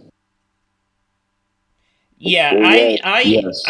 I both enjoyed and didn't enjoy that one more than the first one. It's weird, because there are parts of it I like more than the first, and parts of it that I did not like as much as the first. I love that it felt more like a video game this time around. They had some direct references to the games, including like Sonic losing his rings when he got hit, and that one fight on the side of the mountain and shit.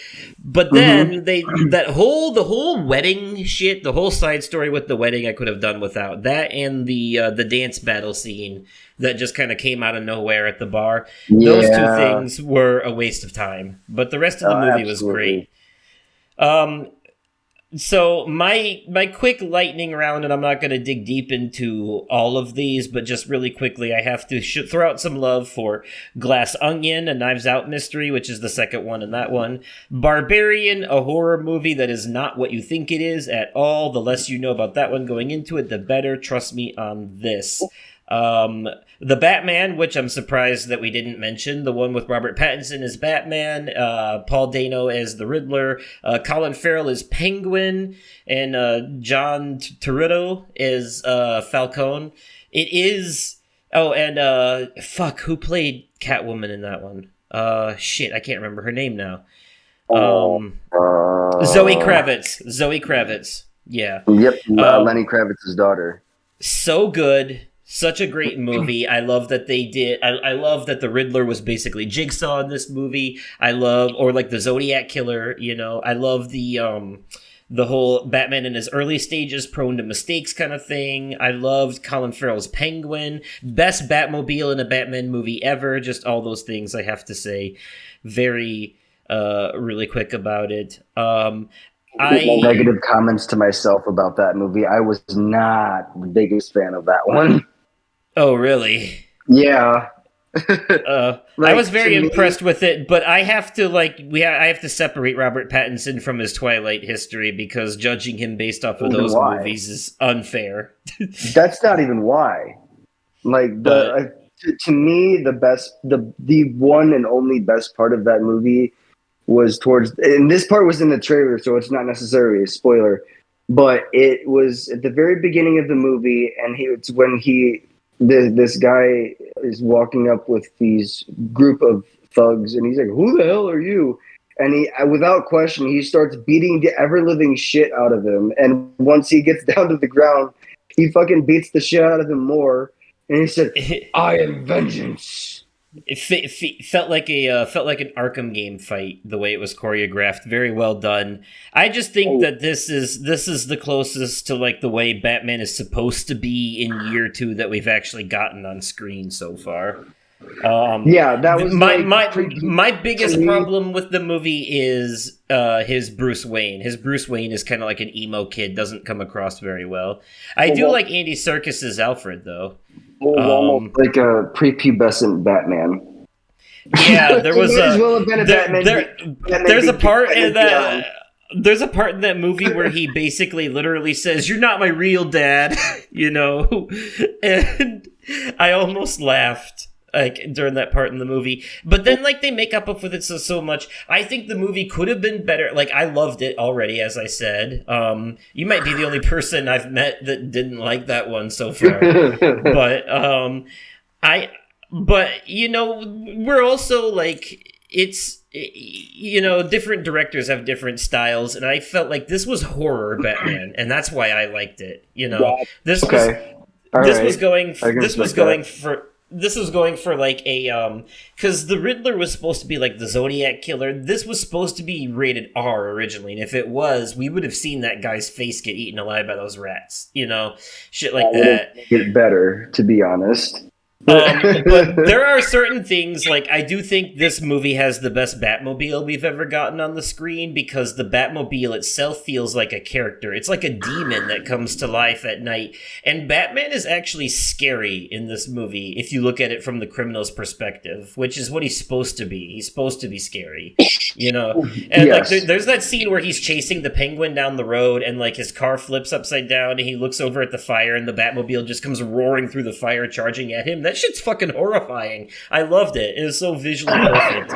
I might have to give it another watch. I think I judged it too soon. Watch it with a different perspective, maybe. Like I'm not one to try and convert people on like if you liked it, you liked it. If you didn't, you didn't. Whatever. But if you go back and watch it as a horror movie, you might see it differently. I'll make you a deal. I'll go back and watch. I'll go back and watch The Batman if you go back and watch each and every episode of Velma. So I finish out the season. You know that's not a fair trade, right? You're asking for a Charizard for a Caterpie. Like oh, fucking shit, that was fucking great.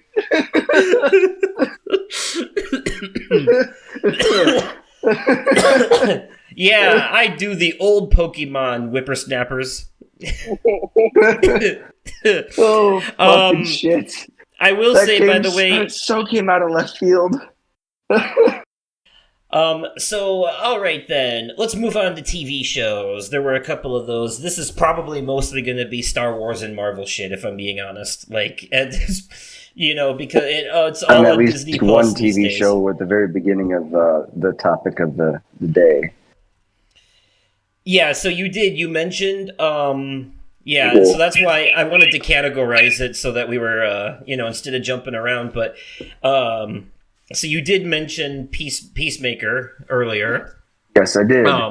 The John Cena character, truly one of the best characters from that Suicide Squad movie, came out with one of the best scenes in that movie with the camp execution scene. Just the way that whole scene was filmed was very well done, like from a cinematography aspect.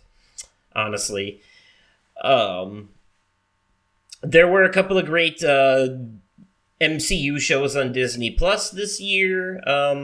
I know, let's see, She-Hulk was 2022, and that was a really good one. I enjoyed that. I like my fourth wall breaking meta stuff, and we got Daredevil in that show for several episodes as well, and the chemistry between the two of them was really well done. I'm looking forward to seeing more of Charlie Cox's Matt Murdock in his own show when it comes out.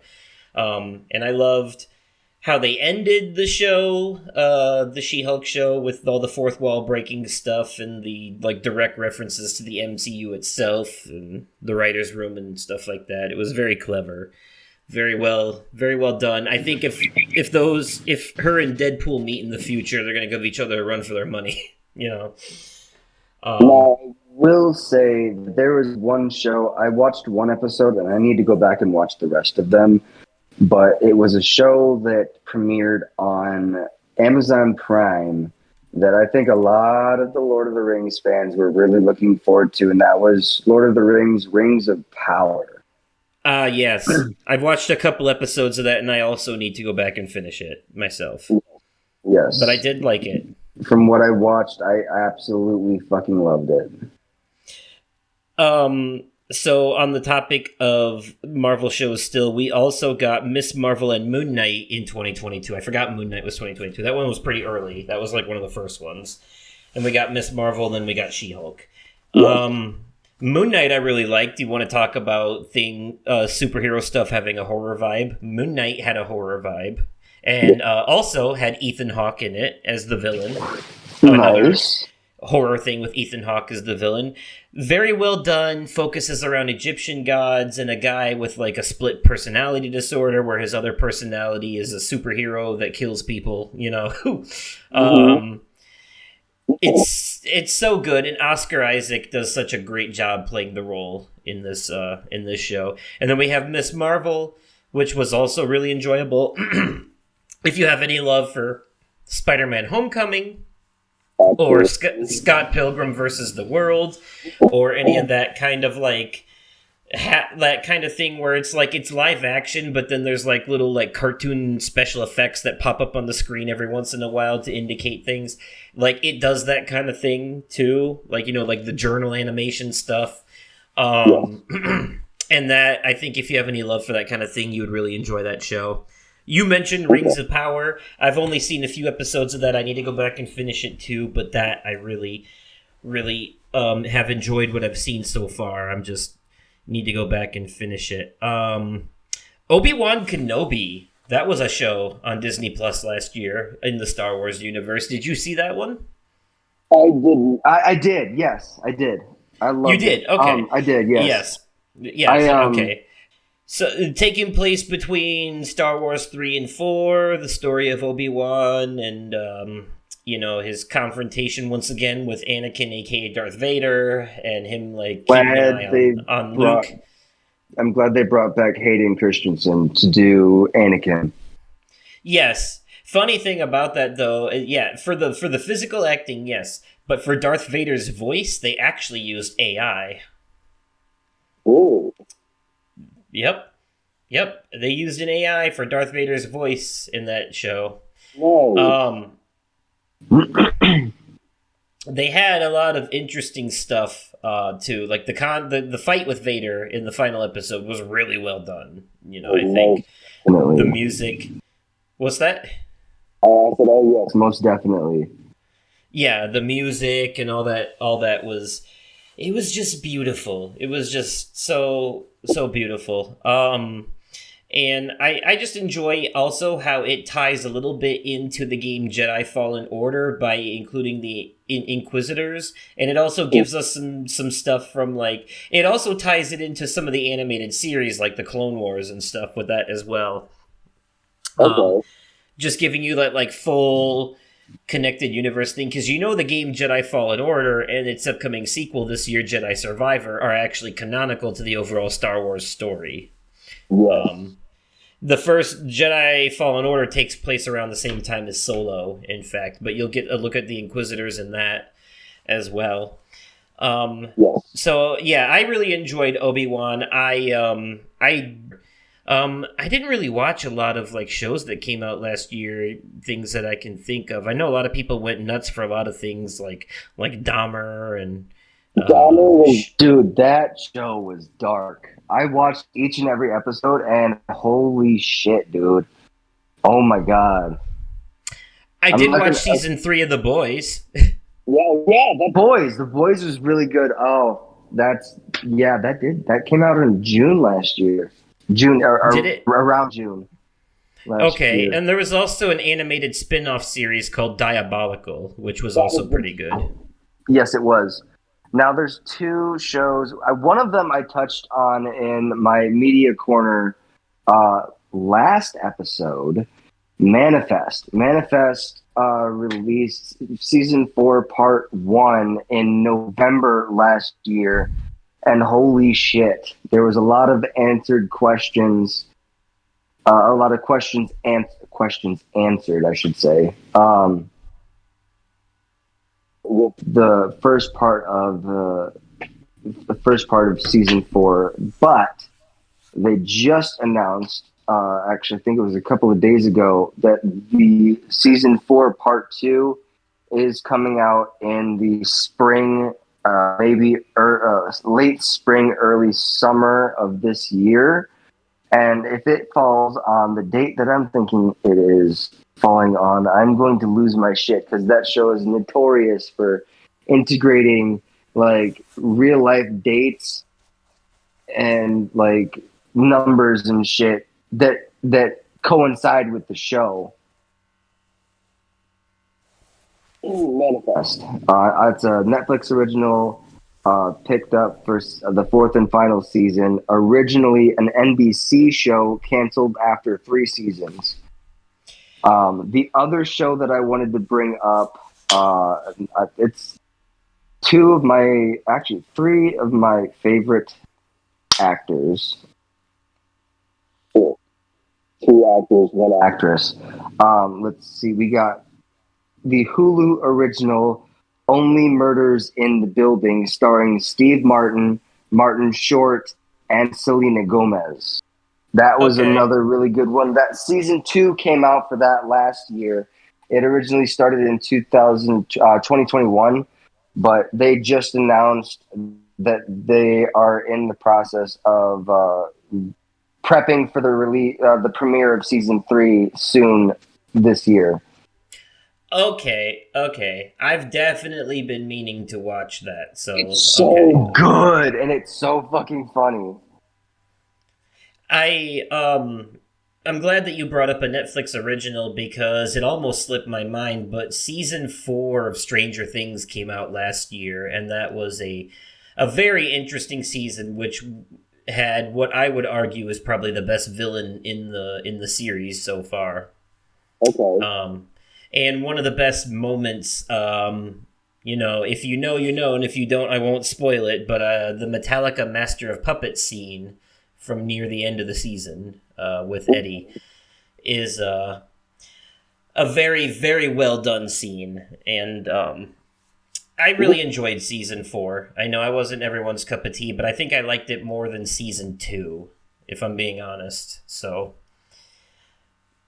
Now, another show that a lot of people were really excited for that I have not gotten the chance to watch yet. It came out last year. I think it was November it came out. It was the Netflix original series Wednesday. I have not gotten the chance to watch it yet. It is on my list. I'm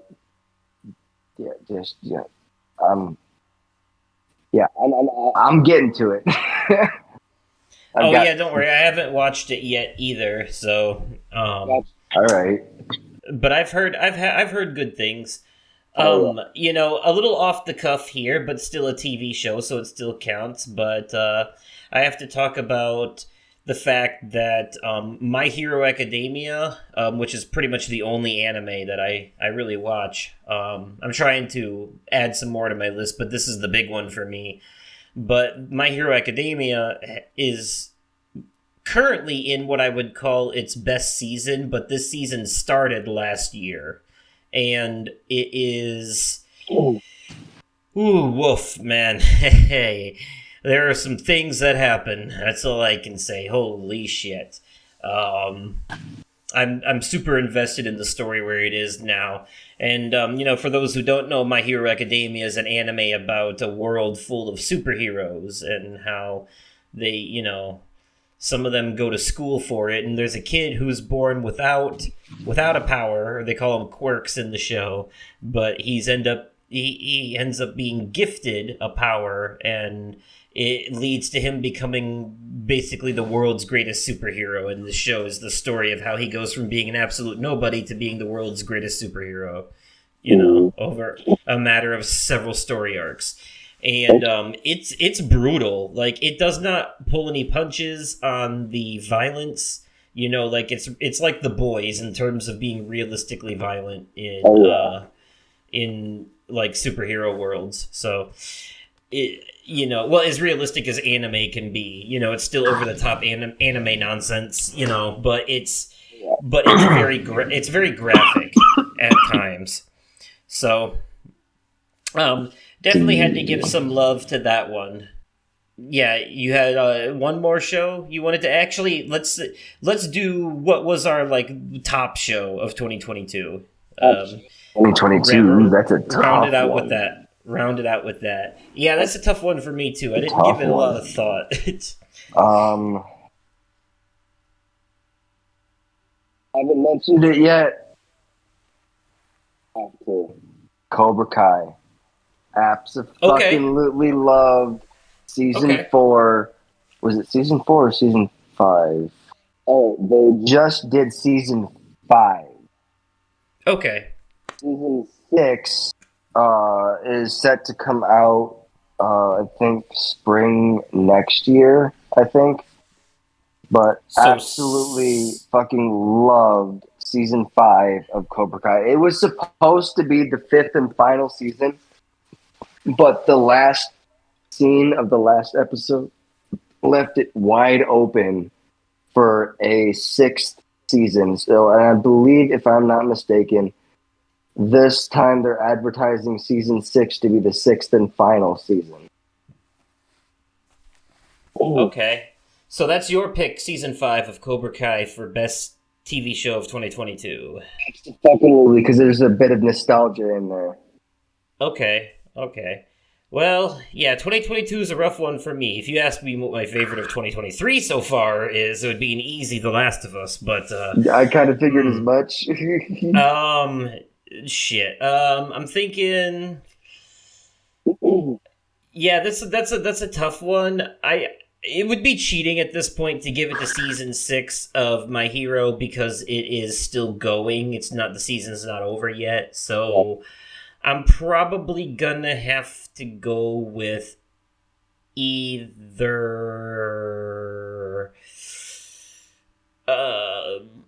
Moon Knight or season 4 of Stranger Things. That's a rough one. I don't know. I'm gonna give it to Moon Knight. It was different. It was unique. I really liked it. I liked the horror vibe. I liked how it dealt with mental health stuff. I think it's underrated. I think it's an underrated gem. All the MCU Disney Plus shows were great this year. In fact, the shows on Disney Plus have been significantly, consistently better than most of the movies they've been putting out lately. If I'm being honest. But I think that's going to change. I think that's going to change with Phase 5. I think they just kind of hit a slump with Phase 4 because they were up and down, I actually liked some of the movies other people didn't. Like, I liked Eternals and stuff like that, and I really liked Shang-Chi. But, people, it was kind of hit and miss for a lot of people. The only one people really cared about was Spider-Man.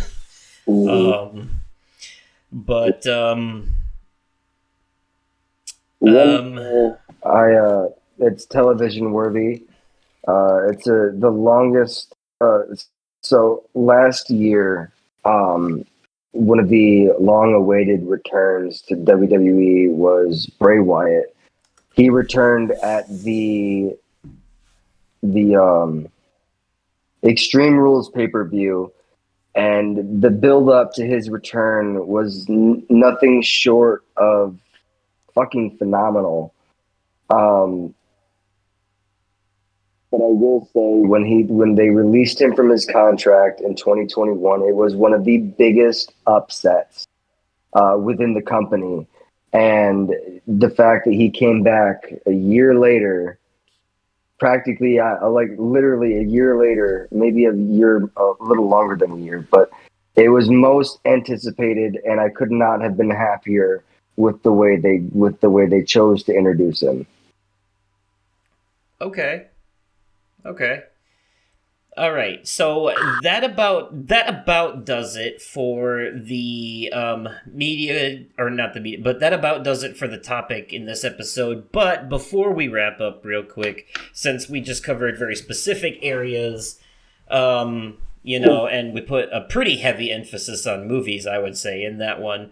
I want to do like a quick miscellaneous category, just a quick fire round, not like an in-depth thing, but just like quick little shout outs to other things that don't fall in the categories we were talking about. So if there are, other things like podcasts or shit like that, or like YouTubers, stuff like that.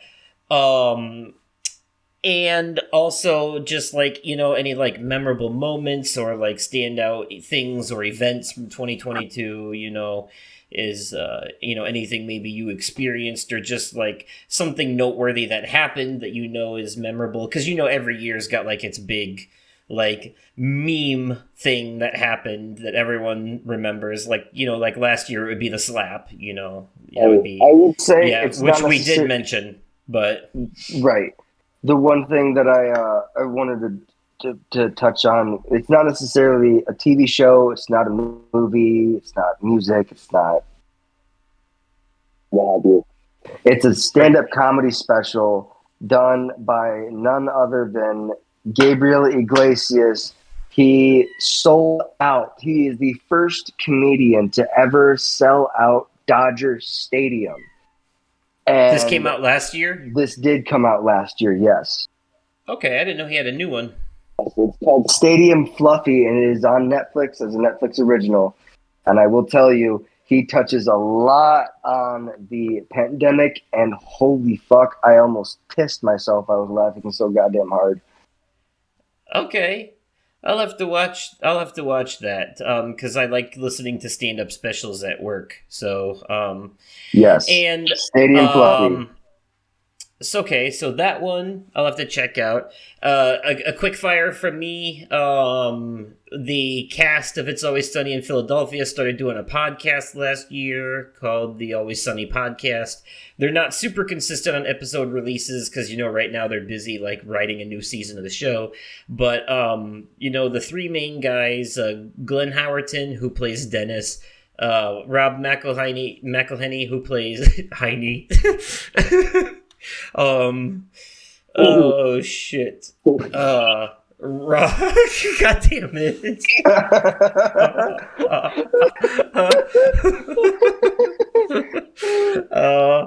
Rob McElhenney, who plays Mac, and Charlie Day, who plays Charlie in the show. They are the three main guys behind the podcast.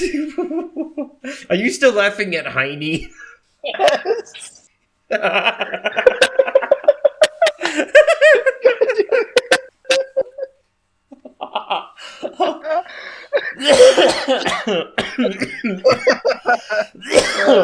Oh, I'm sorry. Excuse me. But anyways, it's a good behind the scenes look at the show. They talk about just, like their everyday spoiled rich guy lives and the problems they have, like, how their Tesla doesn't work in a parking garage, everyday person problems. Yes. And shit like that. No, but they talk about like writing, the show and behind the scenes stuff. And they had Danny DeVito on for their Christmas episode, and that was pretty funny. They've had Caitlin Olsen on a few times. As you know, Danny DeVito plays Frank, and Caitlin Olsen plays Dee on the show as well. So basically, it's a podcast dedicated to... Well, it started off being a podcast about talking about the show, and then it just kind of devolved into them just, like, talking about whatever the fuck they want to talk about every episode. So... but that's the way it goes. That's how these podcasts are when they're off the rails. It's usually best. No structure, you know. Exactly. Always good fun times. That's why I like the PlayStation podcast so much when they go off the rails. So yeah, that's so that was my quick fire for a non-categorized thing podcast, I guess you could say, you know. I don't really have any new YouTube channels like that. I mean, I have ones I discovered last year, but not ones that started last year, like not brand new ones. So, all right then. Well, I think that will do it for this episode of the podcast. We covered pretty extensively a lot of the entertainment that came out last year, and it seems like we gave a pretty favorable, heavy focus on movies, which is interesting because I thought we were going to lean more heavily into the video games, but I guess the fact that I already did that with my top 10 list means that there wasn't as much reason to do it here. You know, I don't get to talk about movies a lot on YouTube, and that's another big one for me. So I'm happy that we got to do that. So thank you all so much for watching. Let me know some of your favorite stuff that came out last year in the comments down below. If you enjoyed this podcast, go ahead and click that like button because YouTube is the only place you can find it for now. So clicking the like button is still a thing I can say. Absolutely. You know. And if you're new to the channel, why don't you click that subscribe button and, you know, see what else there is to offer. Do you like video games? Me too. Why don't you come take a peek, see what we got. So anyways, I have been Justin, aka Oversoul, and you can find me on Twitter at Oversoul53. And you have been Nick, aka The Vaping Fiend, and you can be found on Twitter at The Vaping Fiend, I believe. Yes, Twitter, The Vaping Fiend, TikTok, the.vaping.fiend. Let's see, that was TikTok. I can also be found on Twitch at the.vaping.fiend. I think it's just The Vaping Fiend without the dots. I could be wrong. Let's see. If you want to add me on PlayStation Network, we can do some online gaming. You can find me on PlayStation at Durbinator541. That is DURB as in boy INATOR 541. Alright, and of course, besides Twitter, I am here on the YouTubes on this very channel where you're listening to this podcast. You can see me do Let's Plays and occasionally live streams. I'm not on a whole lot of other things that I actually use, so here and Twitter are your best bets. So, anyways, so as usual, we will catch you all in the next episode, and hopefully I'll see you in the Let's Plays. Goodbye and good night, everybody. Bye.